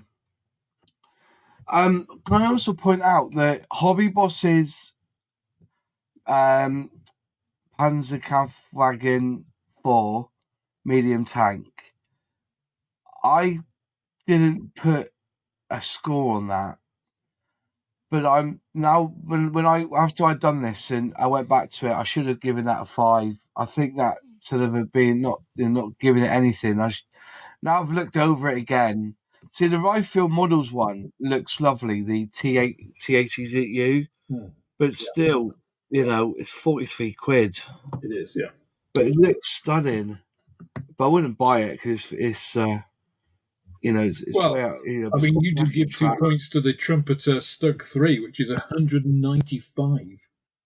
That's 1/16. So I wouldn't even look into 160. When I did this, when I look at it now, I didn't rush it. I did go through a lot of them, but when I didn't even look at the Trumpeter one because I know £195 for that, 116. And also, when I go to scale model shows and they've got competitions, this big stuff never wins. No. This 160 never wins. That brings us back to don't go back to competitions, Moss. No, I know. See, we didn't give any points to the British 2-ton 4x2 ambulance by Tamiya. Now, I thought that you've got to be going there because I thought that was a £27 kit.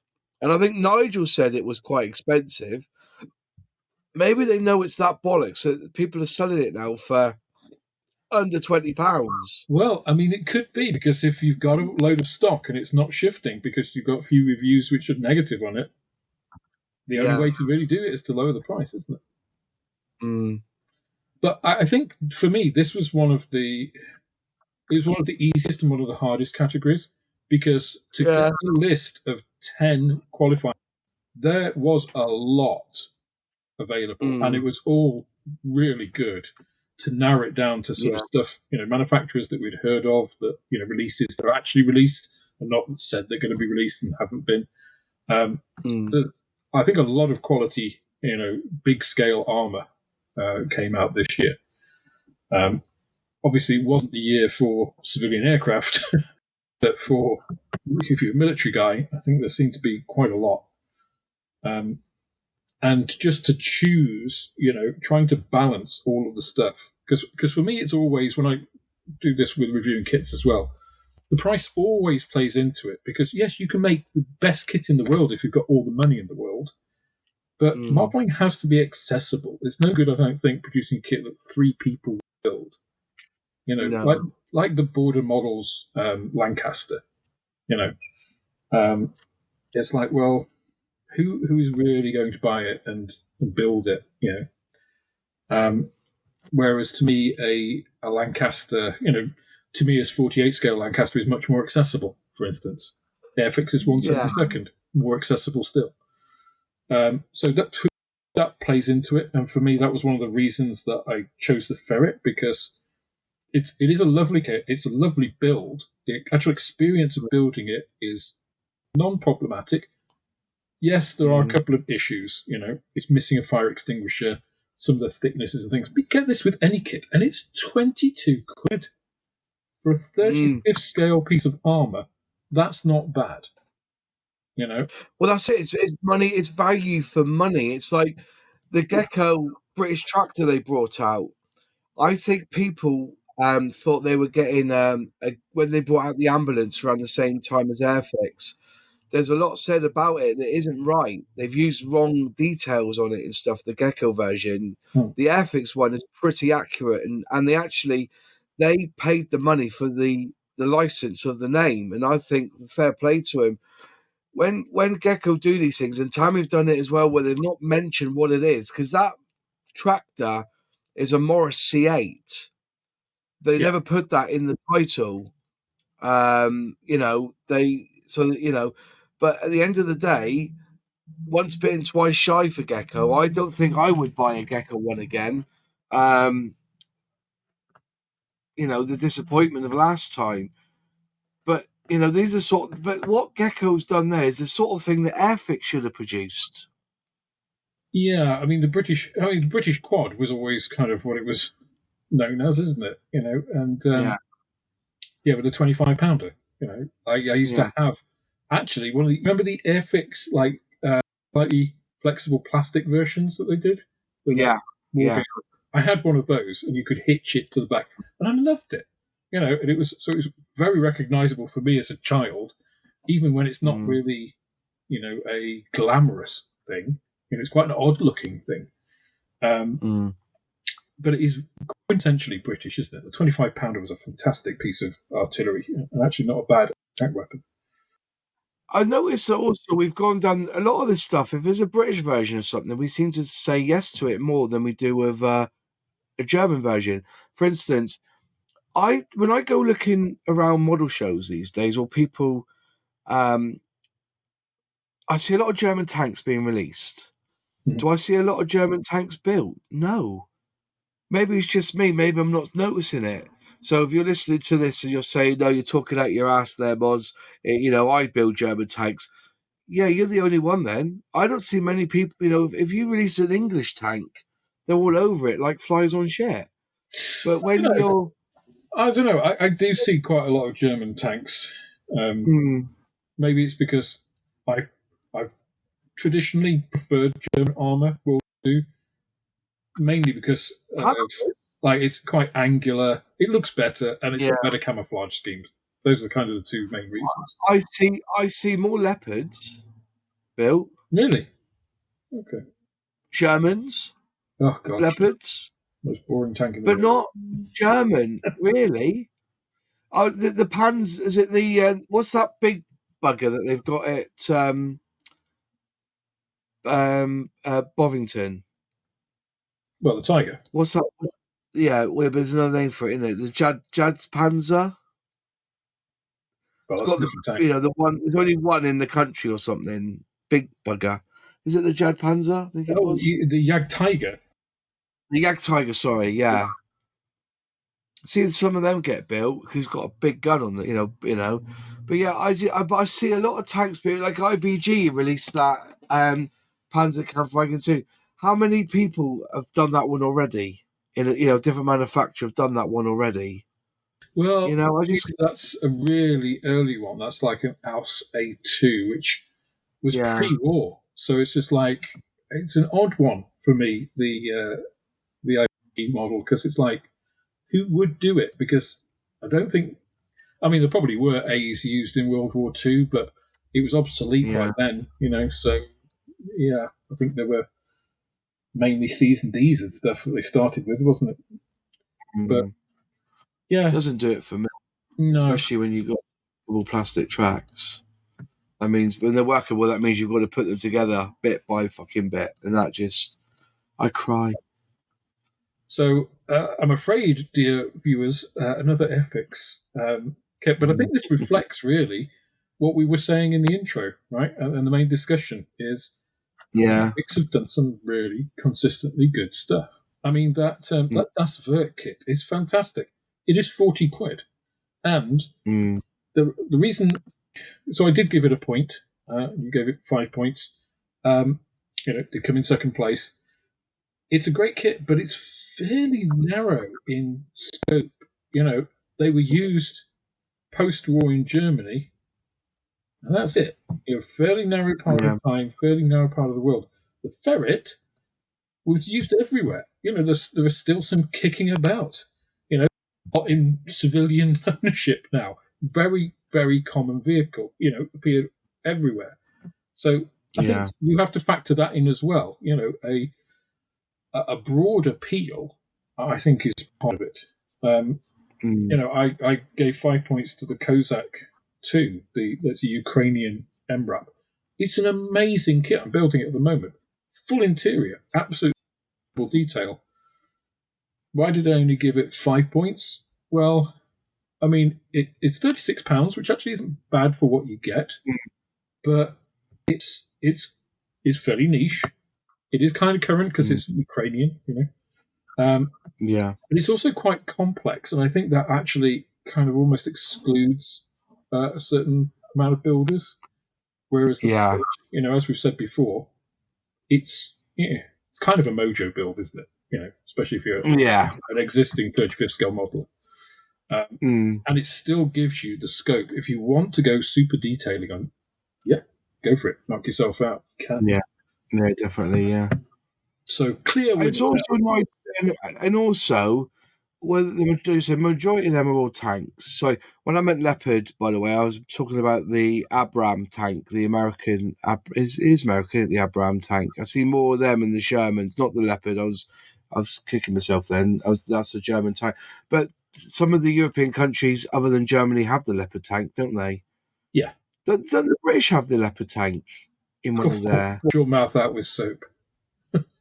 Which one? Which one? Somebody had one. Though, anyway, Yeah, anyway, yeah. chieftain. So the chieftain, sorry, fucking hell, what's going on with me today? The one that looks like a leopard. Anyway, which one was that? Looks like a leopard. Fucking hell, which Leclerc, one was it? the French one. Is I it the mean, they all flick? It kind of might be that start to look a one. bit samey, don't they, when you get to. Yeah, they do. I'm just trying to think, but it wasn't leopard. It was the Abram I was thinking about. So I don't really know tanks that well. I've, my look, just bear cat. But yeah, as I said, a lot of them are tanks, but the ferret is the one that isn't, apart from the ambulance. All the rest of them were basically tanks, weren't they? And it's vehicle large military is a difficult one to judge really. But then again, on the next one you'll be interested. Is it your turn or is it my turn? It is your turn, Moss, to take us through Your what turn. is another draw we need to resolve. We do. But I think yeah, we've got small military one up to 148, so the 172nd, 156. New, which is surprising because is it Rubicon? I noticed there was no Rubicon in this list. And so did they not release anything new this year, Rubicon? 156 scale? They've got several releases which haven't yet been released. Fair enough. Because I was talking to somebody, remember that the Rubicon, there was a couple of people who won competitions with Rubicon 156 Hmm. scale armor. So yeah, but going by that, the one that so small military, so 148 and above, so either 172, 156, or 144. So in third place was the Trumpeter German Leopard 2A4, which I thought looked stunning. Looks really nice. Personally, I'm not, I would, and it's Trumpeter, so they would have done a good job on this one, I reckon. And I didn't think they were too much out of price. 17 quid, certain places, 18 quid. I know in this country, £21 scale model shop go for 21, but they'll reduce the price on that, I reckon. So that was third, but the top two, which is very interesting because we gave both second place to the Italeri SDKFZ 222 and the 223. Where is it? If I link to it again. Beautiful looking thing. Again, on par with the Ferret Scout, would you say? So I gave that one second place. For me, you gave that one second place. I would probably build that, at 156 scale. Yeah. It's not 148, it's 150, and I think you'll get a good bit of so you get two in that box as well then. I don't know, maybe you only get one. Well, it's one sprue only, is it? Or two sprues. And 17 quid ain't bad price either, isn't a bad price. But you gave Meng for the M1A2 Abraham Tusk 2 top spot on that one. I gave that one a fourth place. So why did you give that one top spot? For me, 72nd scale is quite a lot of model, and the price is really good. The Tusk 2 is also a slightly more interesting version of a fairly dull tank. It's got all of the addy bits on. It's got a whole bunch of crap on the turret and stuff, basically. But yeah, it's 12 quid. So I think that is pretty good value. Yeah. I've seen Meng models before. They generally have pretty good detail. I've not put this one together, so I can't speak for the fit of it, but I've not heard any complaints. Would you buy one for your shop then? Have you got Meng in your armory to get or not? Do you know the Meng kits I've had have sold immediately? I had. When you next order one of them for me, mate, and I'll buy it from you. Put that on your notes. I'll buy one of them off you and I'll put it together and see what it's like. Because you got me. I didn't. Now I've looked at it.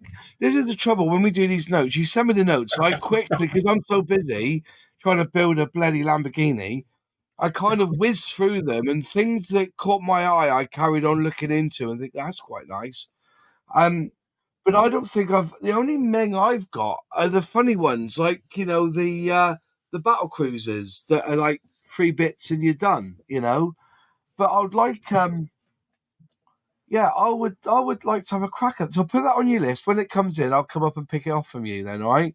So put that one on your list and I'll buy one of them. What are they, 15 quid? No, if you get one in for me and I'll build it, and what I'll do is I will, when I build it, I'll film it and I'll say, I bought this from Man's Model Shops, buy it from here. Okay? So you'll get like 7,000 people buying into your shop to buy it. So yeah, cracking. Yeah, now you said it, it's a worthy winner that. I forget, are you going to put 2 in? Because to be fair, I think you can, because there's quite a lot of plastic in that list. But again, it was quite a lot. And I did exclude stuff just 3D printed as well, because otherwise there were bloody hundreds. So I think if you are a small scale armor modeler, or let's say military vehicle, because there's a lot of non-armored stuff as well, it's been quite a good year, because I think a lot of the smaller companies that are springing up, who are doing 3D printed, small scale stuff, they're everywhere and doing everything. So I think it's quite a boom for them. Okay, so now we come on to civilian vehicles. Yeah. And another clear winner here. In third place, we have Ravel's, first time Ravel's been on this list, 71 Ford Mustang Boss 351 in 24 scale. Second place with a point more than that, to me, is 124 scale T50. Again, lovely kit. Seen a fair few builds of that. That is almost £20 more, though, than the Ford Mustang from Ravel. And then first place, unanimously, with 9 points apiece. 43rd scale kits are much smaller, £13.49. Can you guess the manufacturer, Moss? It is, of course, Airfix. I am the fanboy here. If Alex is also picking Airfix, right, from somebody who I know, he is the professor. I'm the fanboy. I get that, okay. But if we're getting top marks for Airfix, is that not generally saying that Airfix have done something right for 2023? Okay. And I should And say, we did do this scoring blind. So I scored I all didn't of see your mine. scores. I didn't see your scores. I scored all of mine, and then I actually blanked them all out so Moss couldn't see them Yeah. while he scored his. Then I revealed Yeah. mine and added them together. So, Yeah. but top place, Land Rover starter set. Moss, why did you choose it? It's the most accurate Land Rover out there at 143. And I'm not. I've shown people the Land Rover, and they've all said, "Wow." Now, people say, why 143? 143's been around for years. It's a good scale, and also at 143, they can keep it at a specific price point. So that Land Rover at the moment is a starter set for £13.49. If they were to say we're going to release it not as a starter set, just as a build, like they do with what they do with the Spitfire Mark V, the Tiger one, and the Sherman tank, without being a starter set, it would be under a tenner. It'll be about $9.99. I think the Land Rover needed to be updated. They've used the Hella one for years, which is, I think, also the Hella one they've used is 143. And the axle was wrong underneath. I've been told this, it's wrong. So finally we've got, and the people that I've asked the people that have built it have loved it. If you go to the scale model shows, and if you'll do the South like I do, hopefully I think there's a guy called Dave who built the Land Rover, and he puts it aside next to the Hella version or the Ravel version, which is a little bit bigger. He's done a phenomenal job with that Land Rover. In fact, when we were at Bovington, Airfix nabbed it to put on their display, to show what he done a phenomenal job on it. It's lovely inside and out, and it's the Mark One. It's the original, isn't it? It's Yeah. the original. So, and they've done it really, really well. So, yeah, I think it's also, I think if you put that next to the F-35B and the E-Type Jag, I would love to know if you had the E-Type Jag and the Land Rover in your shop, which one would sell better. I even think the Land Rover would sell better than the E-Type Well, Jag. I have, in fact, I have a lot of the starter sets, and I can tell you the Land Rover does sell better than the E-Type. Although, actually, I've sold quite a few E-Types as well. Some of the old 32nd scale starter sets as well. I chose the Land Rover for a few reasons, which I've already alluded to in some of the others. I think the Land Rover is such an iconic vehicle. It's so ubiquitous and well known. If you're, again, looking at a starter set to get somebody into the hobby, that really is what you want. Something that, people can recognize, and it's like, oh, okay, I know Granddad used to have one of these on the farm, so I'm going to build one for him or build it myself, whatever. Very accessible price point. It is a starter set, and like you say, it's a good kit. I think a lot of people dismiss the starter sets thinking, oh, it's just a very simple kit, and no, these aren't that. 143rd I think is a weird scale, but of course it's O scale. It comes from the railway side of things. Yeah. So, and again, in terms of appeal, I got a lot of I've got a lot of railway people around me. Having a 43rd scale Land Rover, perfect to go with your diorama or your rail layout. I think is a really good move. So I think it's smart in a lot of ways, as well as being a good kit.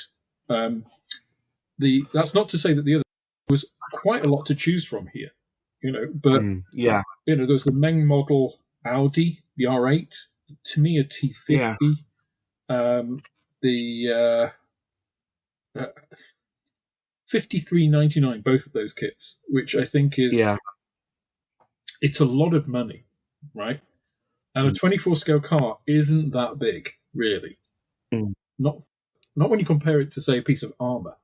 You think what sort of kit you'd buy for 53.99 in terms of armor?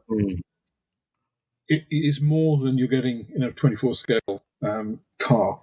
I feel. Or 1:8 scale for £700.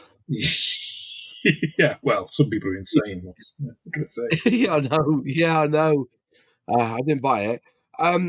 Also, which I thought was worth a mention, you've got the 124th Aston Martin DB5 from Ravel. Mm. It's a snap kit, okay? It's really basic, okay? And they're still looking out for 44 or £45 all but a penny for that one. But One I mean, big call, we both gave it some points. The reason yeah, I did, because it is a snap kit. You're right. You can use glue on snap yeah, kits, but they are simplified.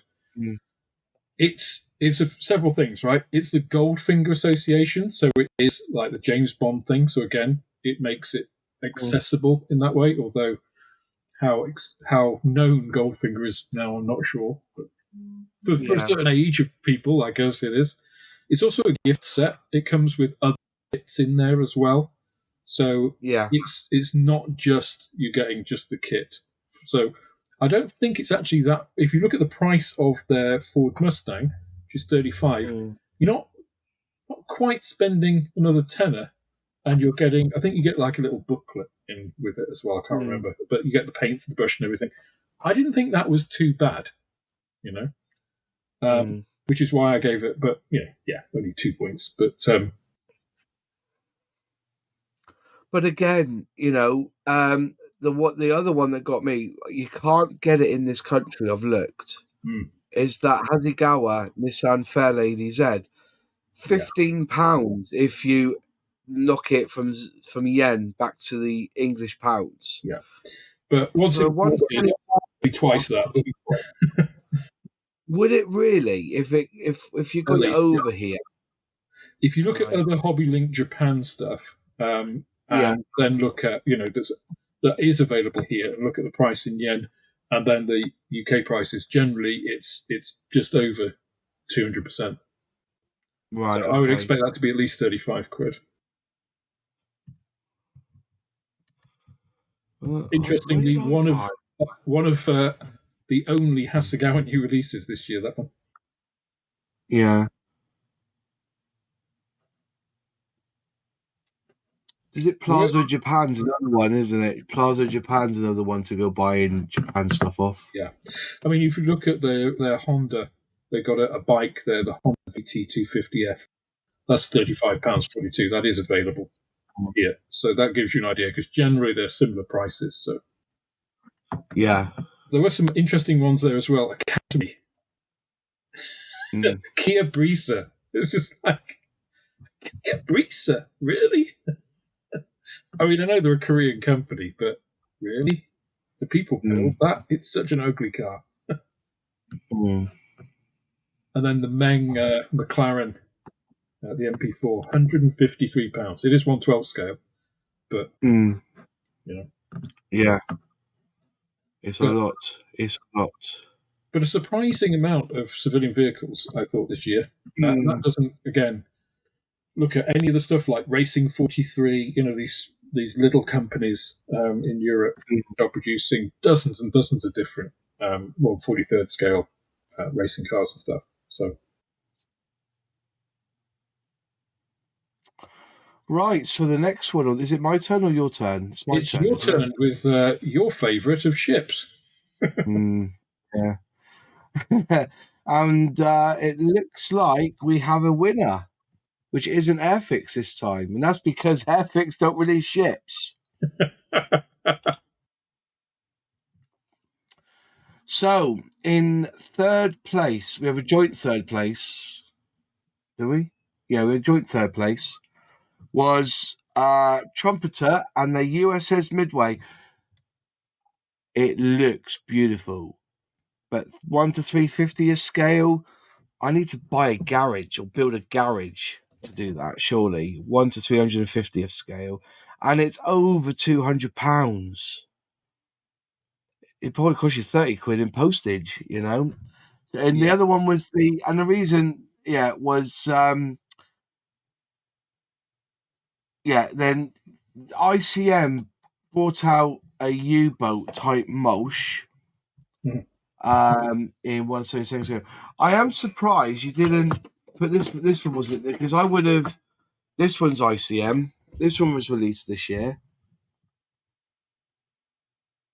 I would have given this one a 9.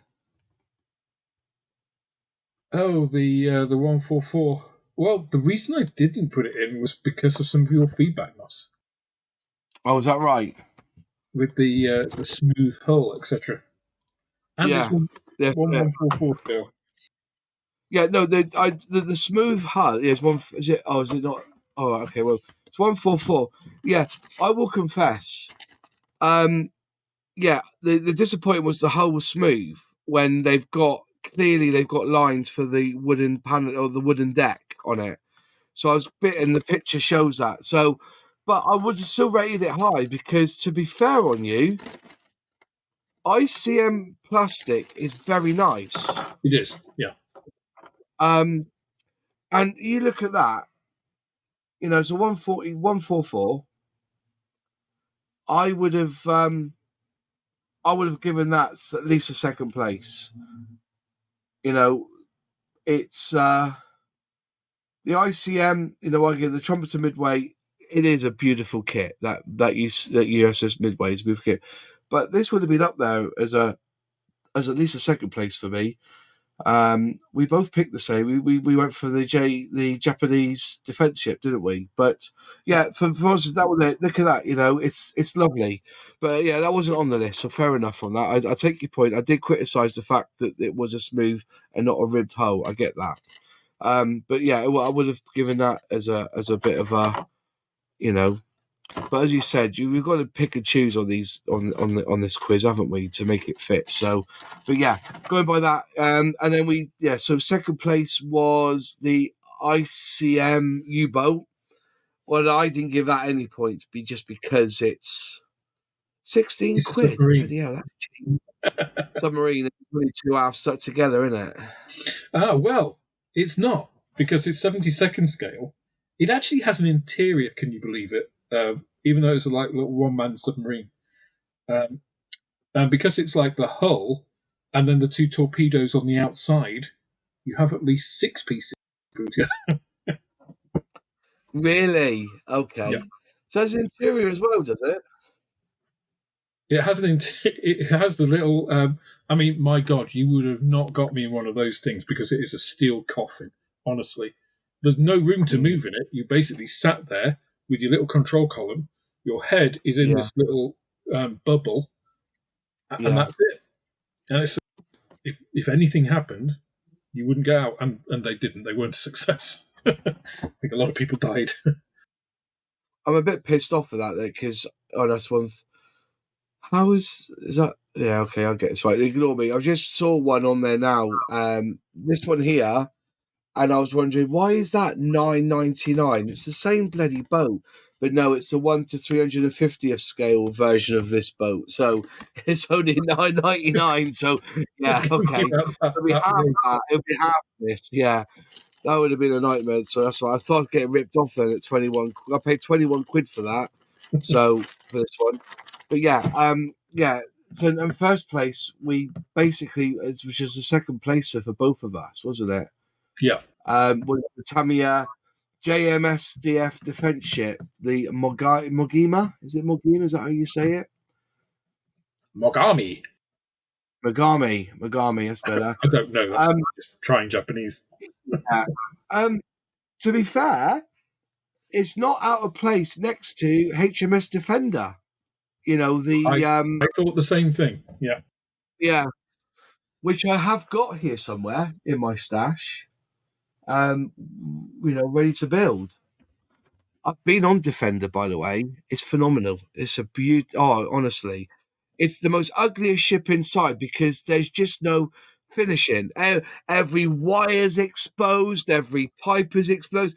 In fact, you can put two torpedoes through. Because what happens is it's designed so that if a torpedo hits it, it doesn't stop it. It lets it go through. That's how it's designed. And it can have up to 2 or 3 torpedo hits, this Defender, and still float. Everything's on show. Every wire, every pipe, everything's on show inside. Right? The only place we want to take pictures was the war room. You know, with all the using Microsoft. It's weird seeing Microsoft Windows military editions, you know. Torpedo.exe. Yeah. So we went out to, and they fire the gun using their foot. That's how they fire the gun using. They have this like little like Xbox controller. Then they use their foot to fire the gun off. It's amazing. Weird. But yeah, and also another thing about Defender and the rest of them, they're all the same. Like there's 5 of them, isn't there? That they have a blow up island to hide behind. So they fire it into the sea. It blows all the way up, then they can hide their boat behind it. Have some of that, you know. Anyway, it's just fine. Yeah, being on it. But yeah, this one here does have that look about it. You know, that pointy turret at the front. You know, I mean, it's kind of modern destroyers, isn't it? They are modern destroyer. Angled to reduce radar reflectivity and all that kind of stuff. It's got a little landing bit for the helicopter at the back.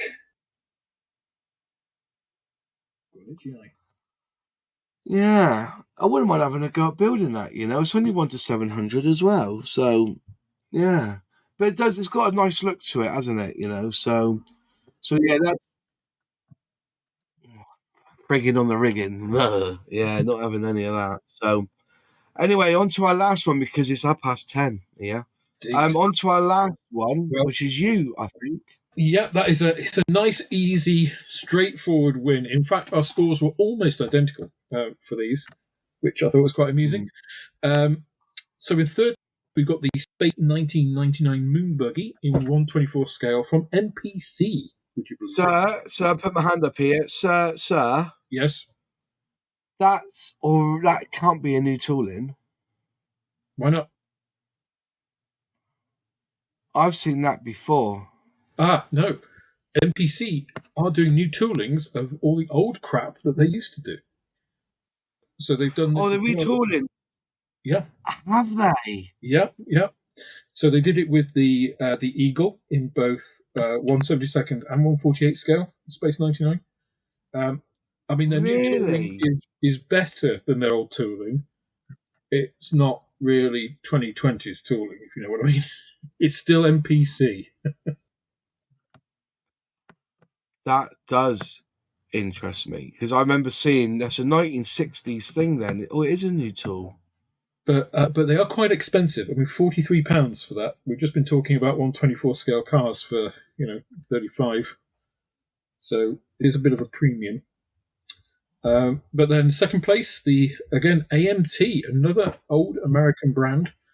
This is a Star Wars Havoc Marauder in 1144 scale. This is something that I mentioned way back in one of our early episodes in New Tools. I think it might actually have been our first episode.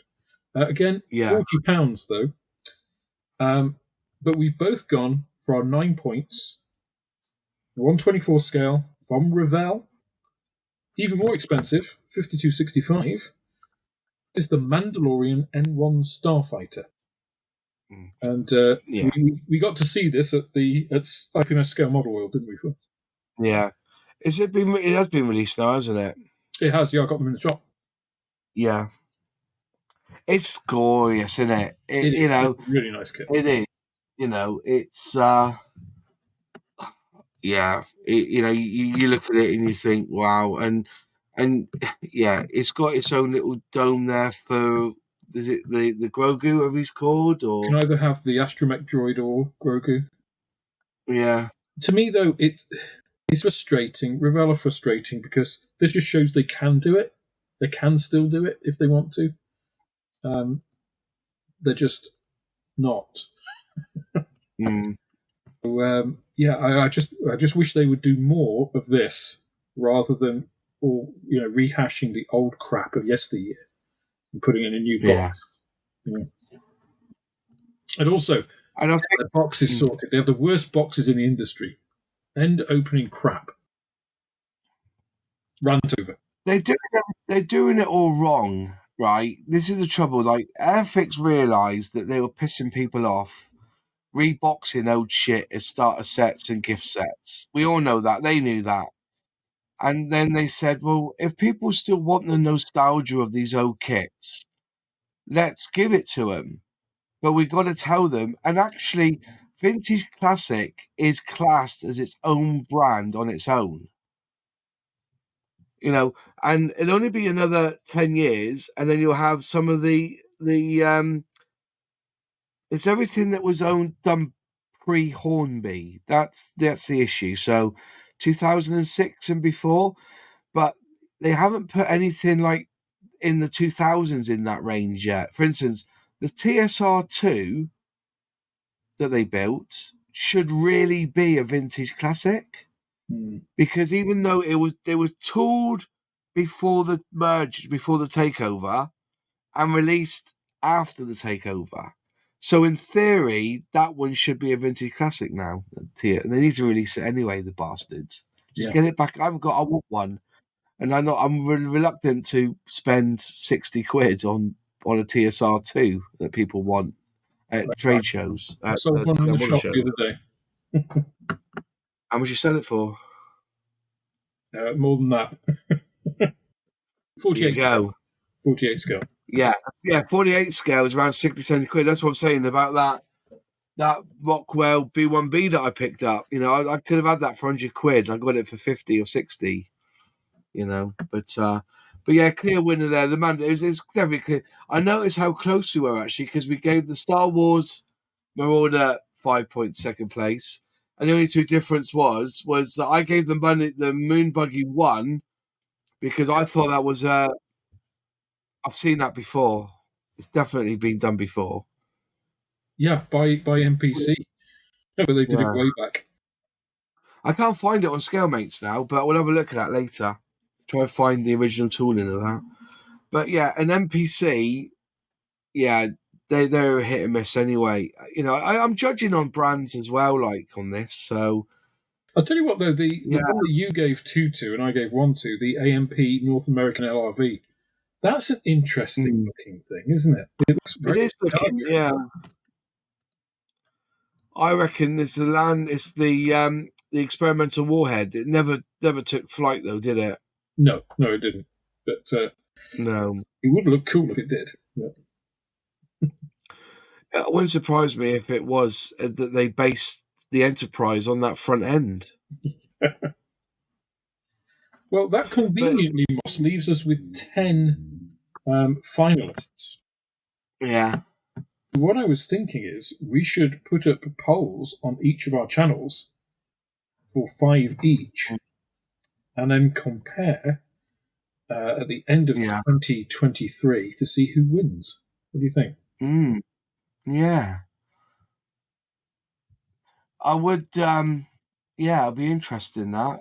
Okay, well, folks, we'll come up with some sort of poll and or polls to determine the ultimate kit of 2023. Now, that's all from this episode of Beyond the Box. We hope you've enjoyed spending the time with us today, and we look forward to seeing you on the next instalment. If you did enjoy the show, please consider leaving us a review on whatever platform you listen to this on and telling other modelers about us.